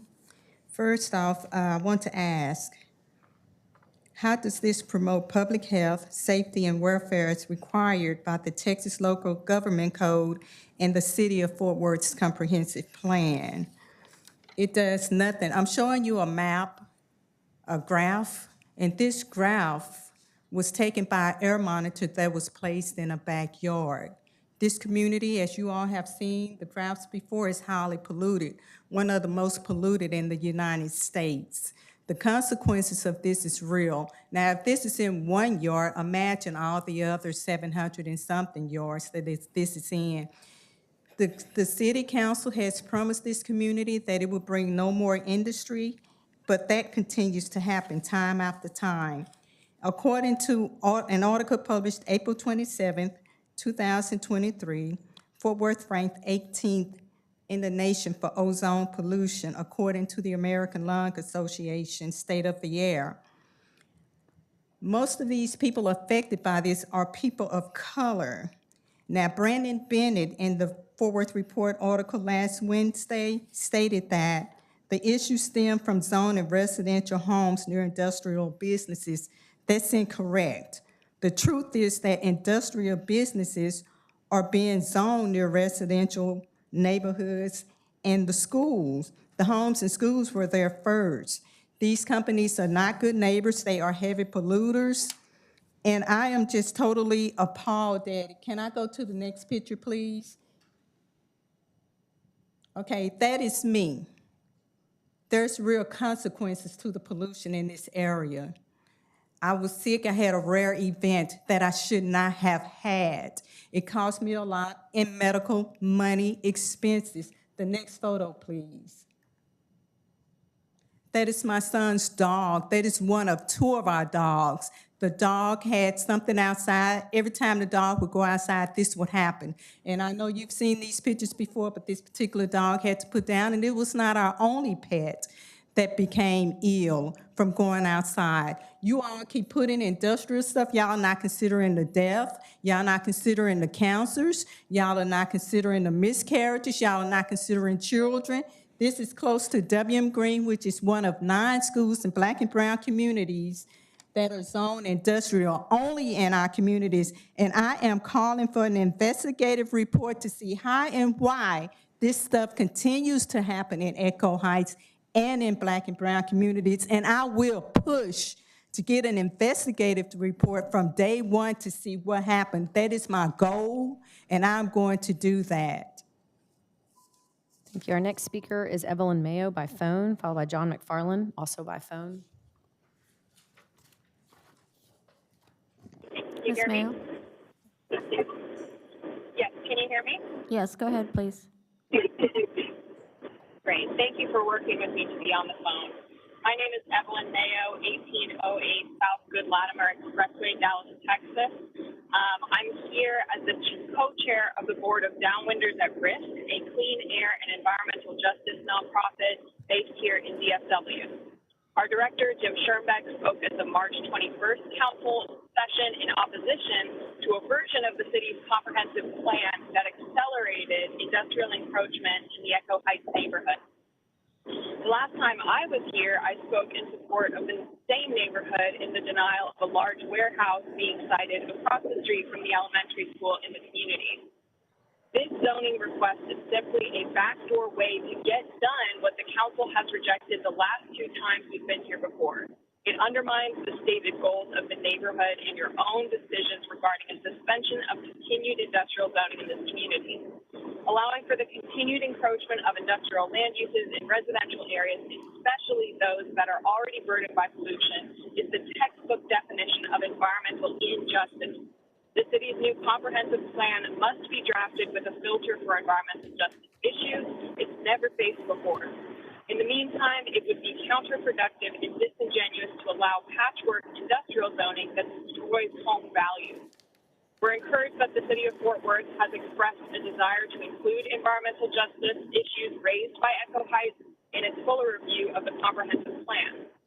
Allowing zoning cases like this one, which flips the residential to industrial, demonstrates bad faith and deepens the health and equity gap in Fort Worth. We urge you to deny this zoning request and support the residents in aligning the future land use map and planning efforts to prevent industrial encroachment in Echo Heights and other neighborhoods burdened by environmental justice issues. I'm also a certified planner, and I don't believe that planning this way is planning for the future for public health. Thank you.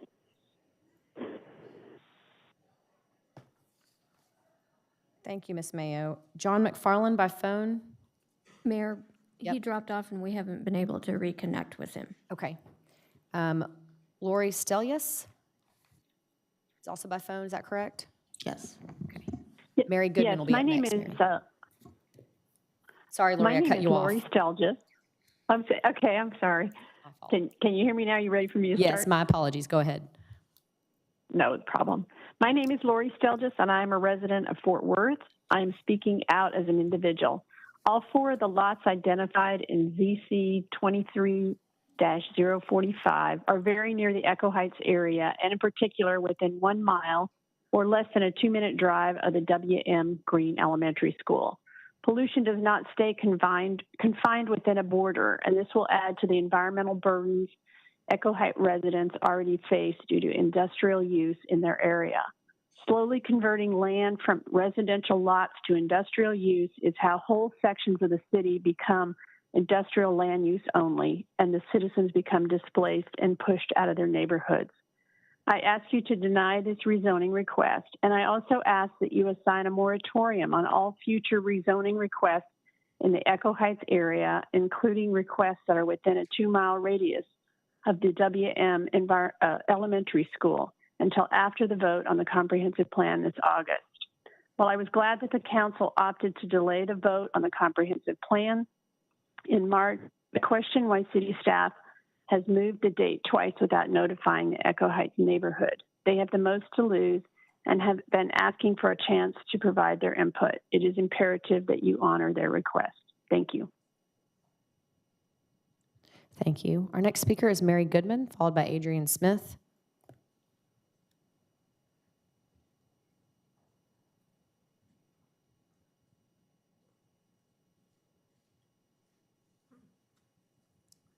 Good evening, Mayor Parker and the City Council. My name is Mary Goodman. My address is 7912 Rockdale Road, Fort Worth 76134. I have appeared before you a few times before on behalf of Echo Heights community, and I will continue until a modicum of environmental justice for this community is reached. On March 24th, we achieved a pause in the master plan concerning more industrialization in this community. And yet, before you is ZC 23045, a proposal to rezone 4 industrial parcels of land from family residential to light industrial. The rezoning request is unusual in that a typical request is for a single parcel of land, not for individual. Then I learned this afternoon that these 4 parcels are in an industrial park, like Lori said, about 1 mile from the elementary school, Green. Why are family residential parcels embedded in an industrial park with mobile homes nearby? My guess is the residential zones were whittled away parcel by parcel. It's a one-way street in this area from family residential to industry. It's never the other way around. Mayor Parker, you have stated communication is very important to you, and you encourage it among council members and city staff. However, since March 24th, there has been really no big efforts on the city staff to meet with the Echo Heights Coalition. They and I were under the understanding that the city would meet with the coalition and hear what their ideas were. In fact, the city did not inform the coalition about this rezoning request. The citizens do not trust that they will be treated equitably. And at this point, who would blame them?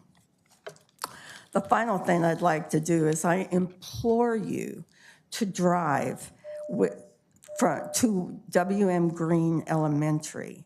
Note the small amount of open space, trees, grass that have been saved by the school. But keep driving around. This community is choked with over 180 trucking and shipping firms, garbage collection, and warehouses. Check it out. Just drive around. It is overwhelming how much industrialization's there. So I say, Thank you, Mary. ran out of time. Thank you. Adrian Smith, followed by Tina James. To the Echo Heights and Stop 6 Environmental Coalition, although I'm not a resident of your community, know that I stand with you because I am truly one with the people. And I need to put that on record for one of our council members who stated that, who felt like a person shouldn't be speaking on someone else's situations if they're not from the community. But hey, I'm one with the community. So no more sickness, no more death, no more miscarriages, as you all have heard. Please respect our children and give them an opportunity to grow and thrive and be all that they can be as adults. Bad zoning policies are just modern day redlining. Bad zoning policies are just modern day redlining. Bad zoning policies are just modern day redlining. Also, there should not be a vote on this. The council member who's to represent this district is not seated yet. There will be a runoff. So you all need to give that person consideration to decide on what they want to do. But the community's already spoken, but I don't know. You know, the zoning commission denies it or they approve it, but the community trumps the zoning commission. I say, you know, the community, the one who allows you to be where you are. So to the community, again, of Echo Heights and Stop 6 Environmental Coalition, know that I stand with you. I stand with you. I'm truly one with the people. And before I take my seat, for those who are at home watching or listening, know that I am Adrian Smith, the one that was just called out, and I do not yield my time.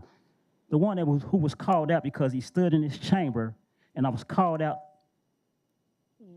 to be made to be as if I was intimidating someone. That is not my character. I don't think the mayor did her homework on who I am.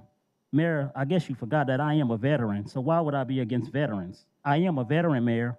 I am a veteran. I am a veteran.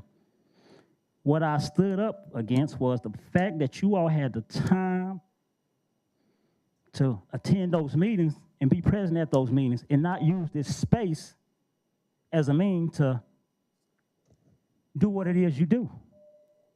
Same thing with Ms. Beck. You had an opportunity. The meetings were held outside of these chambers. The community spoke. So, Mayor, what you did to me, you know, that was out of order. You said I stood to intimidate somebody, but, you know, I guess you didn't get enough from the last situation when you got served the cease and desist regarding Ms. Peyton Jackson. Thank you. Is Tina James, followed by Martasha James. Good afternoon. I am the Vice President for the Echo Heights Stop 6 Environmental Coalition. So I just wanted to tell you that there are 4 addresses in one zoning application, ZC23-445, which is very unusual. Typically, a zoning application are for properties or sometimes for multiple adjacent properties where all 4 lots are completely separate. There is no site plan proposed used for these sites. Typically, rezoning applications are submitted when an owner or the user of the property has a specific plan in mind for the property, and that plan is based for the zoning change. Here, the staff report does not list any plan for the property, so the plan used for the property is unknown.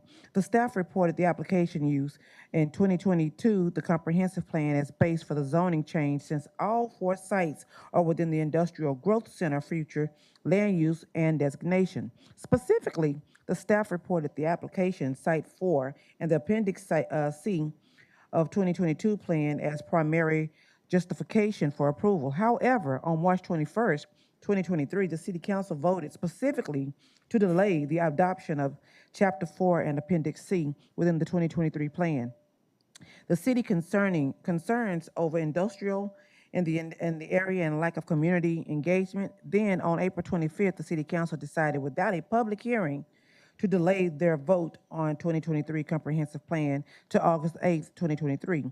Thus, the primary justification for the zoning change is based on industrial land and use plans that the City Council has called into question. Now, as the staff report shows, Echo Heights Stop 6 Environmental Coalition was not notified for the zoning application. Echo Heights Stop 6 Environmental Coalition has been registered as a neighborhood organization and included on the City Fort Worth Neighborhood Database since March the 16th, 2023, according to the staff report. Southeast Inc. was notified, Trinity Habitat for Humanity, the Fort Worth ISD, all these organizations were notified. However, the Echo Heights Stop 6 Coalition was yet not notified. So just want to bring this to your attention, Mayor Parker, that at August the 2nd, 2022, City Council hearing on zoning ZC 22-65. Mayor Parker, you commented acquiring high priority open spaces areas in the Echo Heights neighborhood, stating that if the city says it need, then we need to put our money where our mouth is.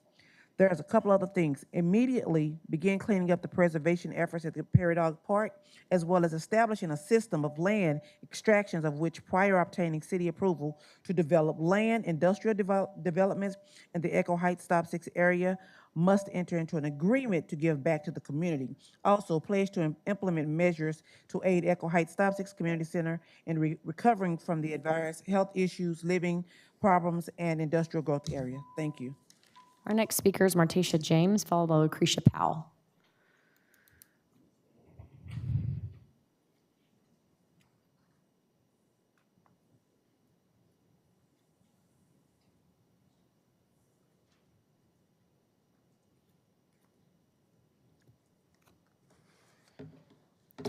Good evening. The issue that we have in Echo Heights Stop 6 Coalition was and have not been properly notified about changes coming about, and we have been saying this since 2021.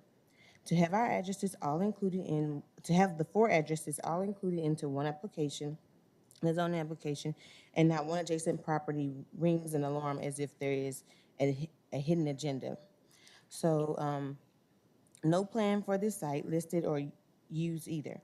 With council voting in March to delay the adoption of Chapter 4, Appendix 6C, with the 2023 plan raises a lot of concern. We are not for this, we are against it.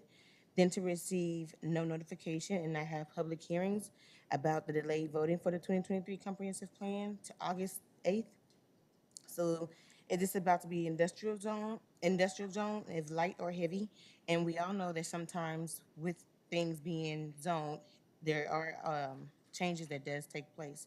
So again, we do not want this in our area, and we ask you that you do not approve. Thank you.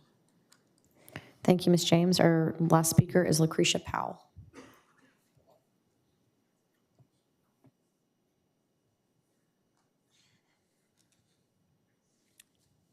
Good evening, Mayor, Council, and Council. The Echo Heights Neighborhood Association, Article 4 bylaw states,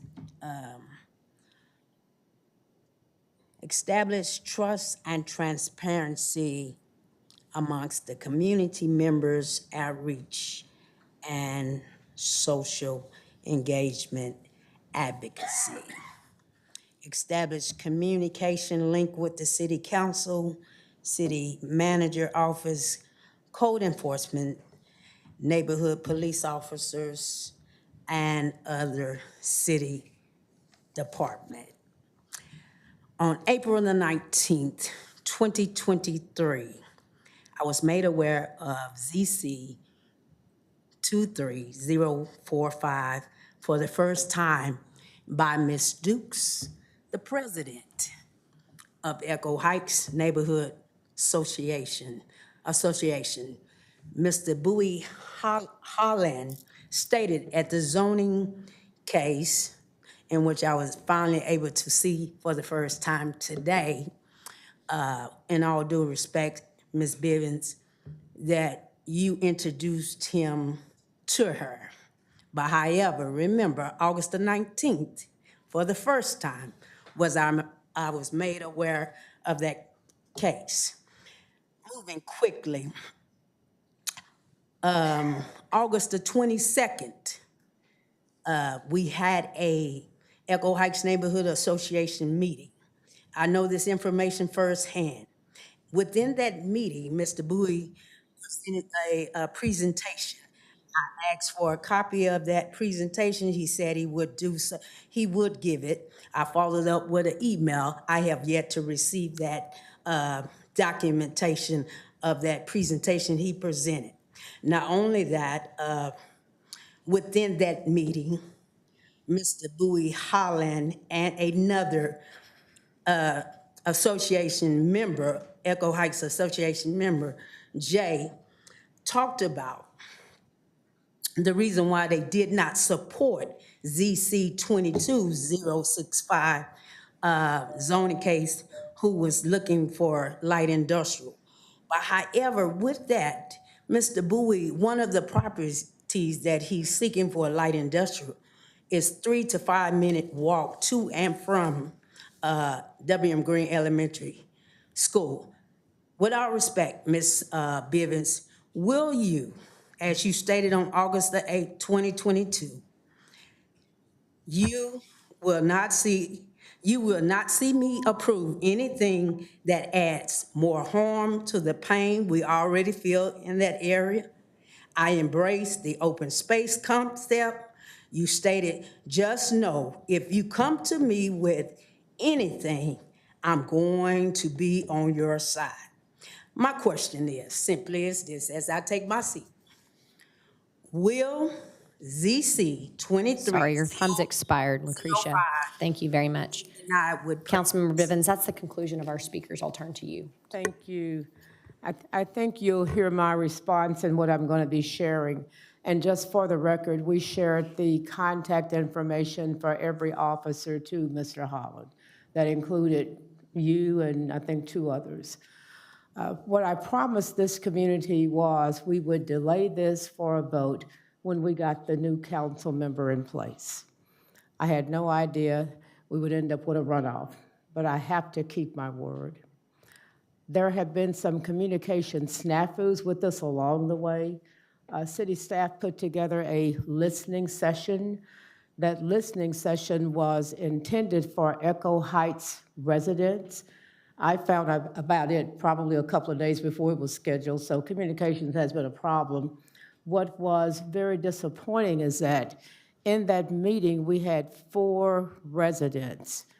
As I recall, and nobody from staff is here who was there, but there was one Echo Heights person who lived there, that was Miss T. There was another property owner. Even though Miss James doesn't live in Echo Heights, she was there as part of the Environmental Association. And so I was very disappointed with staff to have a meeting for people who live in a working class community at 1 o'clock in the afternoon on a weekday. And another session was supposed to have been scheduled. Well, staff didn't get to schedule another, but another individual scheduled a meeting at the Eugene McCray Rec Center. We didn't schedule that, but that got canceled, but the city still was blamed for the miscommunication there. I am one of the most highly visible critics of our community engagement process with notification. We need to do a lot better than that. I believe that the plan that the owner of Empire Holdings is one that will be compatible with this neighborhood, but everybody needs to get the same information at the same time in a very fair way of getting it distributed. Before everybody leaves here tonight, Renee, please raise your hand. You all need to make sure that man has your contact information, your affiliation, so that whenever any kind of meeting is held, you will be notified. I do know that you guys are in the database. I don't know why you didn't get communications about any kind of meetings. And no, I'm not taking anything from the floor, Tina. And so with that, holding to my word, I'm going to move that we continue this case until we get a new person on this council, and we shall continue this until June 27th. And by that time, that runoff will be over. You'll have a council member who hopefully you trust more than you trust me. I think the redistricting was very effective. There has always been a natural affinity for this community to cater to District 8. Okay? And so with that, that's my motion. I have a second. Got a motion and a second, either discussion, council? I will just say and encourage those that are still here, I understand fully the fears here in Echo Heights, but they are unfounded for this particular project. This is the right thing to do. I cannot think of a better partner and developer than Empire. I really wholeheartedly mean that. So I'm encouraging you to take a second look at this particular project to learn more and be excited at that June meeting alongside your new council person, because this is the type of light industrial, beautiful development that you want to help turn things around, and you need commercial development in that area that speaks to the neighborhood. I promise you, you do. And this is the type of company you want in that area. It is the right thing to do. So I'm just asking you to look closely at this. Nothing's getting voted on tonight. We're going to continue it to June 27th, but there's much misinformation here, and I do think that this is the right thing to do in this area. With that, we can vote. I will add one thing that happened just recently when you talk about clean, green companies. I was on site 2 weeks ago. They welcomed a new company that builds streetlights, but they're solar, not even any copper so that people can steal the copper. The plans that I know are coming for that company are clean and green. I know you want to see a site plan, but I encourage you all to make sure you're on the list, and I can promise you Renee will do everything he can to make sure the meetings that the city schedules, proper notifications are given out. I do know that the NAACP is pulling back from the association, and that makes it a cleaner path for you guys to get what it is you need. But communications is going to be the best thing in the world, but you do need to have the same information at the same time under new leadership, and that will be whoever wins this runoff. Motion to continue passes. Next item is ZC-23-047. Councilmember Beck, we have our first speaker is Stephen Halliday, followed by Dina Ashton.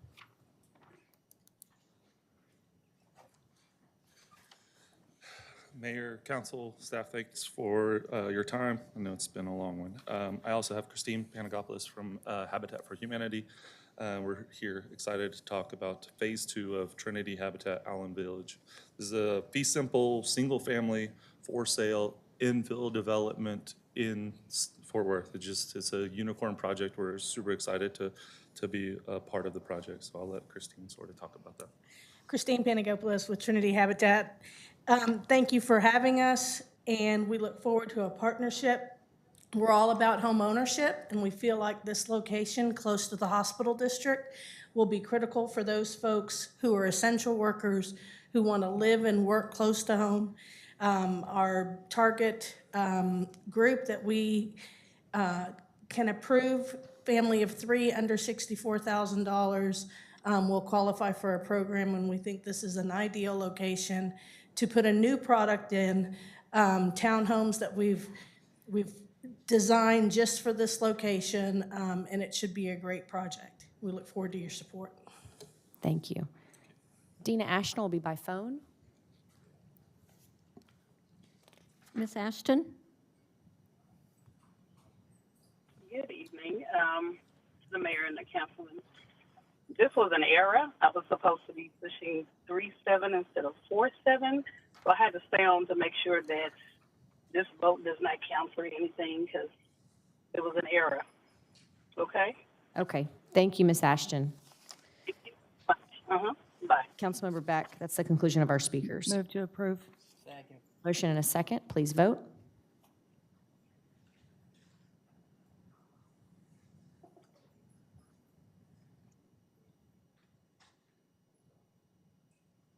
Oh, sorry. Go ahead there, Jared. Came in. Perfect. Motion carries. Next item is ZC-23-050. Councilmember Bivens, our first speaker is Brad Lonberger, followed by Bob Willoughby. Mr. Lomberger? Yes. Please go ahead. Thank you. I appreciate the time, Mayor and Council. We have issued some text amendments for the cross-section of our main street to align with the new roundabout that is being built in the beautiful Trinity Boulevard that the city has been working on very well. We wanted to make sure that the roadway was accurate as we move towards development of the street system, moving to the new train station. I'm also here for any questions if you have any. Thank you, Brad. Any questions, Councilmember Bivens? I've got him on the phone. No? Okay. Our next speaker is Bob Willoughby.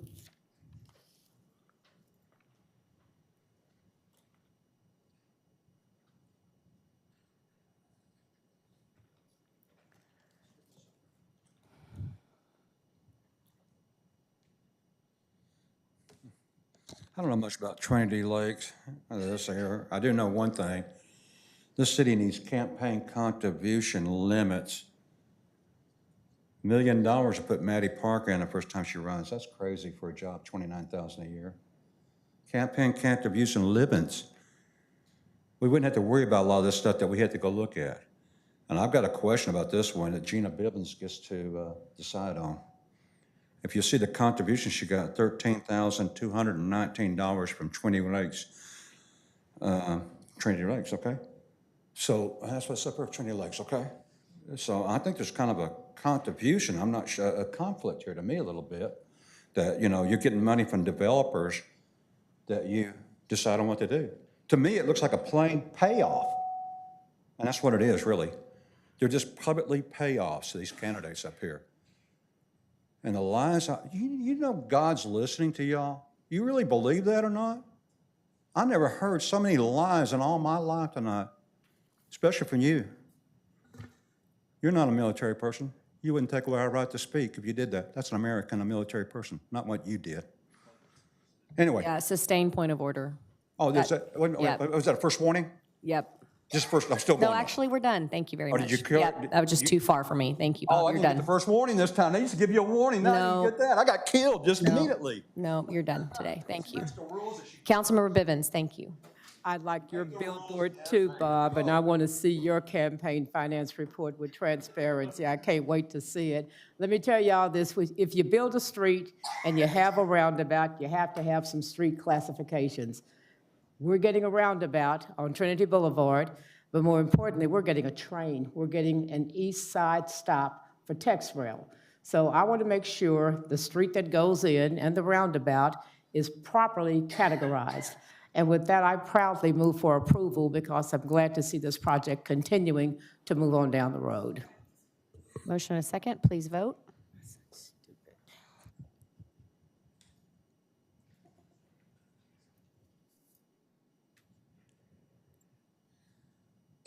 Motion carries.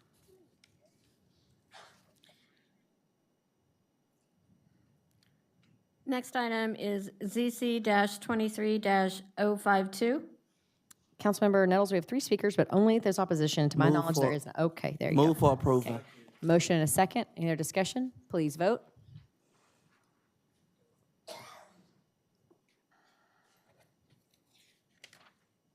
Motion carries. Next item is ZC-23-068. We have a few speakers on this item. The first one is Emil Bragdon, followed by Tino DeFranco.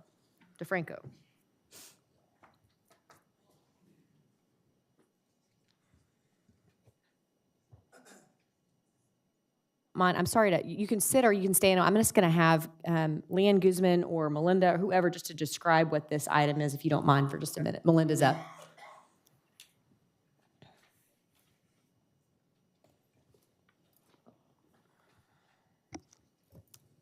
Melinda Ramos, Deputy City Attorney. So what this amendment does is it amends the MU2 zoning district use table to say that bars or taverns that are up to 2,000 square feet are allowed by right in the district, and a bar larger than 2,000 square feet may only be allowed by a conditional use permit, which would come to the zoning commission and the city council to vote on. How would that affect, Melinda, current bars that are zoned that are over that 2,000 square feet? So existing bars that are over 2,000 square feet can operate indefinitely. Thank you. If they cease to operate for a period of 2 years, then they would lose their non-conforming status and would have to get a CUP if another owner wanted to open a bar. Thank you. Any other questions for Melinda, council? If not, go ahead. Okay. Oh, go ahead. No, please, Elizabeth. And so does this particular zoning, being a legal nonconforming use, would that have any impact on potential licensing from TABC applications? They would be able to renew their license. I believe they have to renew annually, so it shouldn't have any impact on their ability to renew their license. Right, so, because zoning isn't factored into that particular analysis, correct? There is an aspect of getting a permit where they do check your zoning, but the city would sign off as to any non-conforming status. Okay, thank you. Thank you, Melinda. Emil, excuse me about that. Thank you. Good evening. I'm Emil Bragdon. I own 5 businesses in the Cultural District. I also own 4 commercial real estate at 1100 Foch, 2805 Bledsoe, 2811 Bledsoe, and 2929 Morton. You gotta bear with me. My day started off kind of funny today. I woke up and I started moving. I'm moving from North Fort Worth to West Fort Worth. I have a growing family. I got a new child on the way, so I've been really busy today. At about 3:40 p.m., I was notified by a colleague that this was on the agenda. This has not been communicated to any stakeholders. I own multiple real estate. I'm a local Fort Worth person. I've been here for over a decade in the Cultural District. I haven't heard one peep. I also represent the West 7th Restaurant and Bar Association. Not one peep has been said to any of us. Nobody is aware of what's going on. The cutoff time was 4 o'clock, and I called Jeanette, and I called her and I said, hey, can you get us on the agenda? And Jeanette, you probably had a couple other people call after 4, but they couldn't get on. Nobody knows what's going on. And when I first purchased these properties, I have an intent for development. I've been in the restaurant bar business since I was 15 years old, 47 now. This is all I do for a living. When I bought these properties, I knew what the zoning was. As Councilwoman Bivens has said, know your zoning before you acquire a property. I know my zoning. I'm asking for everyone to protect my right when I bought that property. We spent my family millions on that property. And to change the zoning is not right. And Melinda, where are you at? Nice to finally meet you. Obviously, I've been in the district for over a decade. I just partnered up with Co Wetzel. He's a Texas country artist. We opened a new venue out there. In almost a decade, I've never received a citation from the city. I've never received a citation from TABC. I operate all my businesses very well. Melinda was one of the signees on my protest for my mixed beverage permit. Why? There was no probable cause.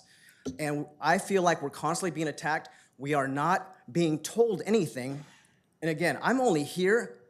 I mean, I ruined my family's move today to be here. Like, I left. I left them by themselves. After this, I have to go move back to my house in West Fort Worth because nobody communicated anything. All I'm asking is some proper communication and protect our zoning. No one on council would like their home rezoned without their permission and put a Wendy's right next to it. It's not right. So please take that into consideration. Please deny it. It is not right. Thank you very much. Thank you, Mr. Bragdon. Our next speaker is Tino DeFranco.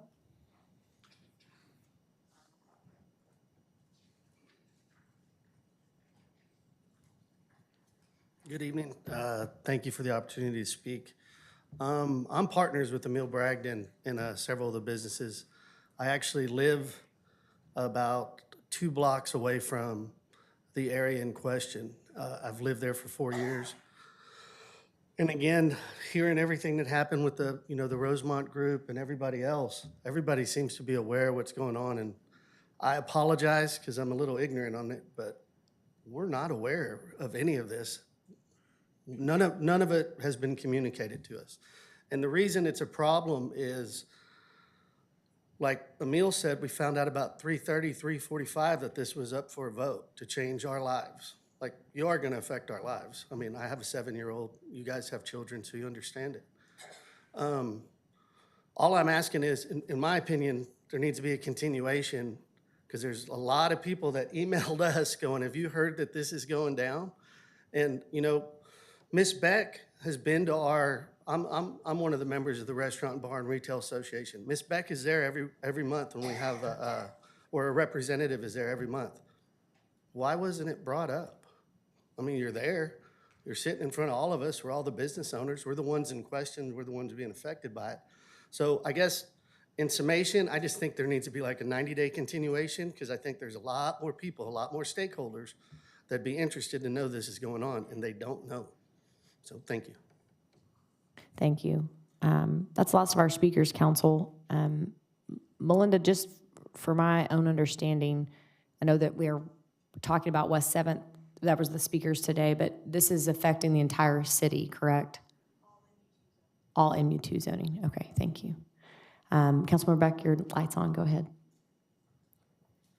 So I want to reiterate, and I understand your concern that it might cause upheaval in your business, but I want to reiterate what Melinda communicated. There is no change in your operation today, tomorrow, or next year. You could close your bar for 23 months and 29 days, and you would not be, and open it up on that last day. There would be no change in zoning, no application required. There's not going to be any operational difference to what you're doing today after this particular zoning change is made. There was stakeholder engagement with those that deal with the mixed use ordinance, or I'm sorry, with the zoning change, those folks in the community that have guided that particular code and what it looks like. With experts, the reason we came up with that 2,000 square foot rule wasn't because we just picked a number on the board. It was because we talked to developers, we talked to members of staff as far as code and development services to really make sure that we were picking something that wasn't just arbitrary, but that we could tie back to. And so this isn't about getting rid of any of the bars that any of you currently operate today. This is about making sure, and I know, Emil, because you email me pretty regularly about the issues on West 7th. We do have, it is oftentimes chaotic down there and unsafe. When you get crowds of drunken folks. Y'all deal with it. We deal with it here on council. Our PD has poured enormous amount of resources despite, your opinion on that. They work really hard to keep that area as safe as possible. And it's a very difficult position because you want them to police enough to keep you safe, but if they over-police, then people stop coming because it's not, then the reputation becomes don't go to West 7th, you get arrested. And so what we're trying to do here is provide a solution that helps us manage what has become untenable in that particular area. It's not to drive out any current bars, it's to slow the proliferation of bars in that particular area so that we as a community can better serve the folks that are there now, it is late and I can't, the words are hard.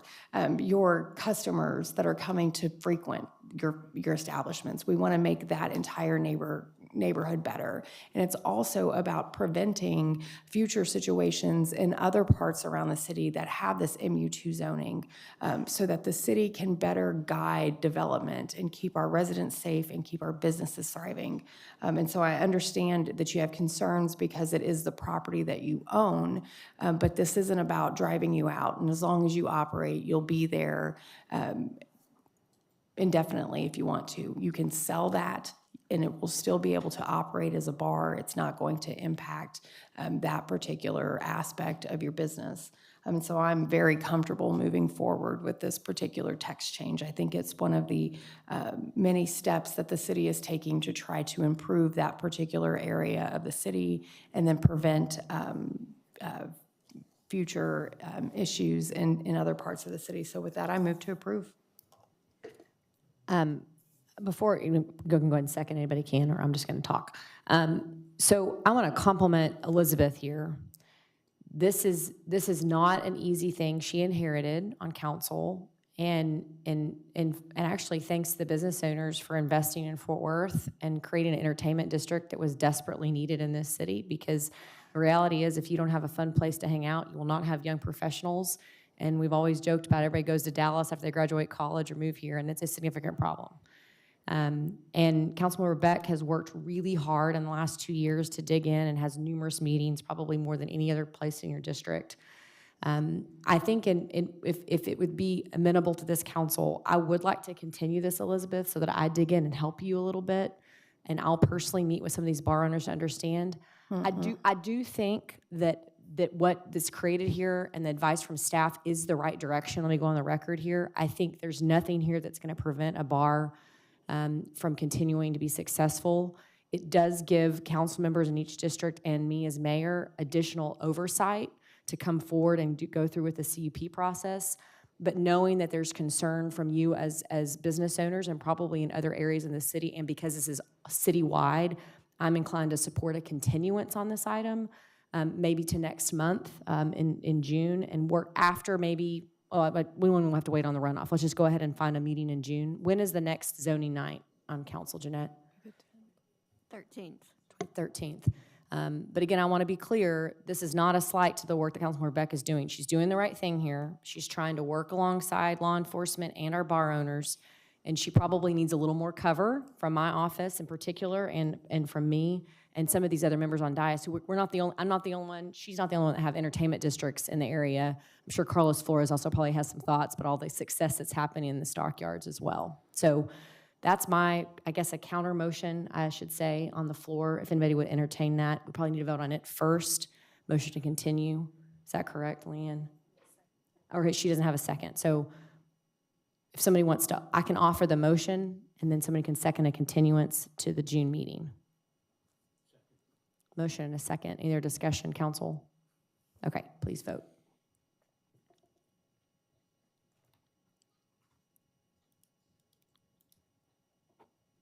Motion carries.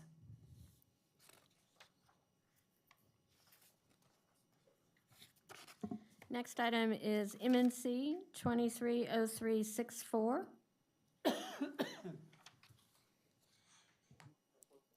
Sorry, I think we have a speaker, but I can't find it. Oh, No he already speakers. spoke. You're right, he already spoke. Okay, motion a second. Please vote.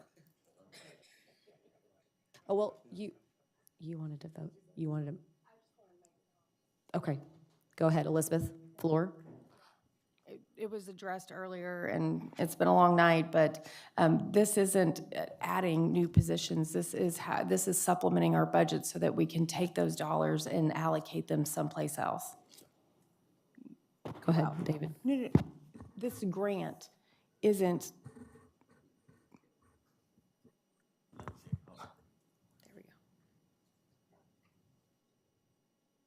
There you go. So we can't use this grant to supplement any existing resources. This grant is out there, and while we apply for it, if we were to add new officers, then we are going to use the grant to help pay for those, but we cannot use the grant to supplement any existing resources. It's a 3-year grant, though, correct? Yeah. And we get it every 3 years, correct? We get it in the future for 3 years on a declining scale, which Okay. means we'll replace it with local money. Okay. Okay, motion and a second. Please vote.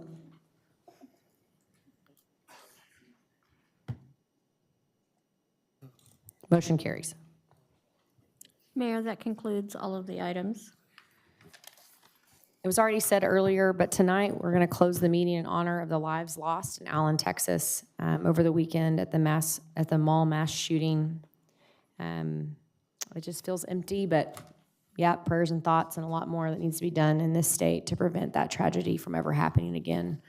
With that, meeting adjourned.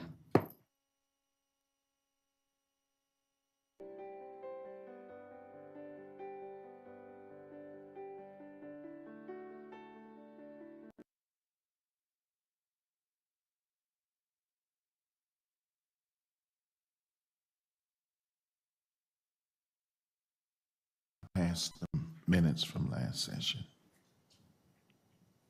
A second.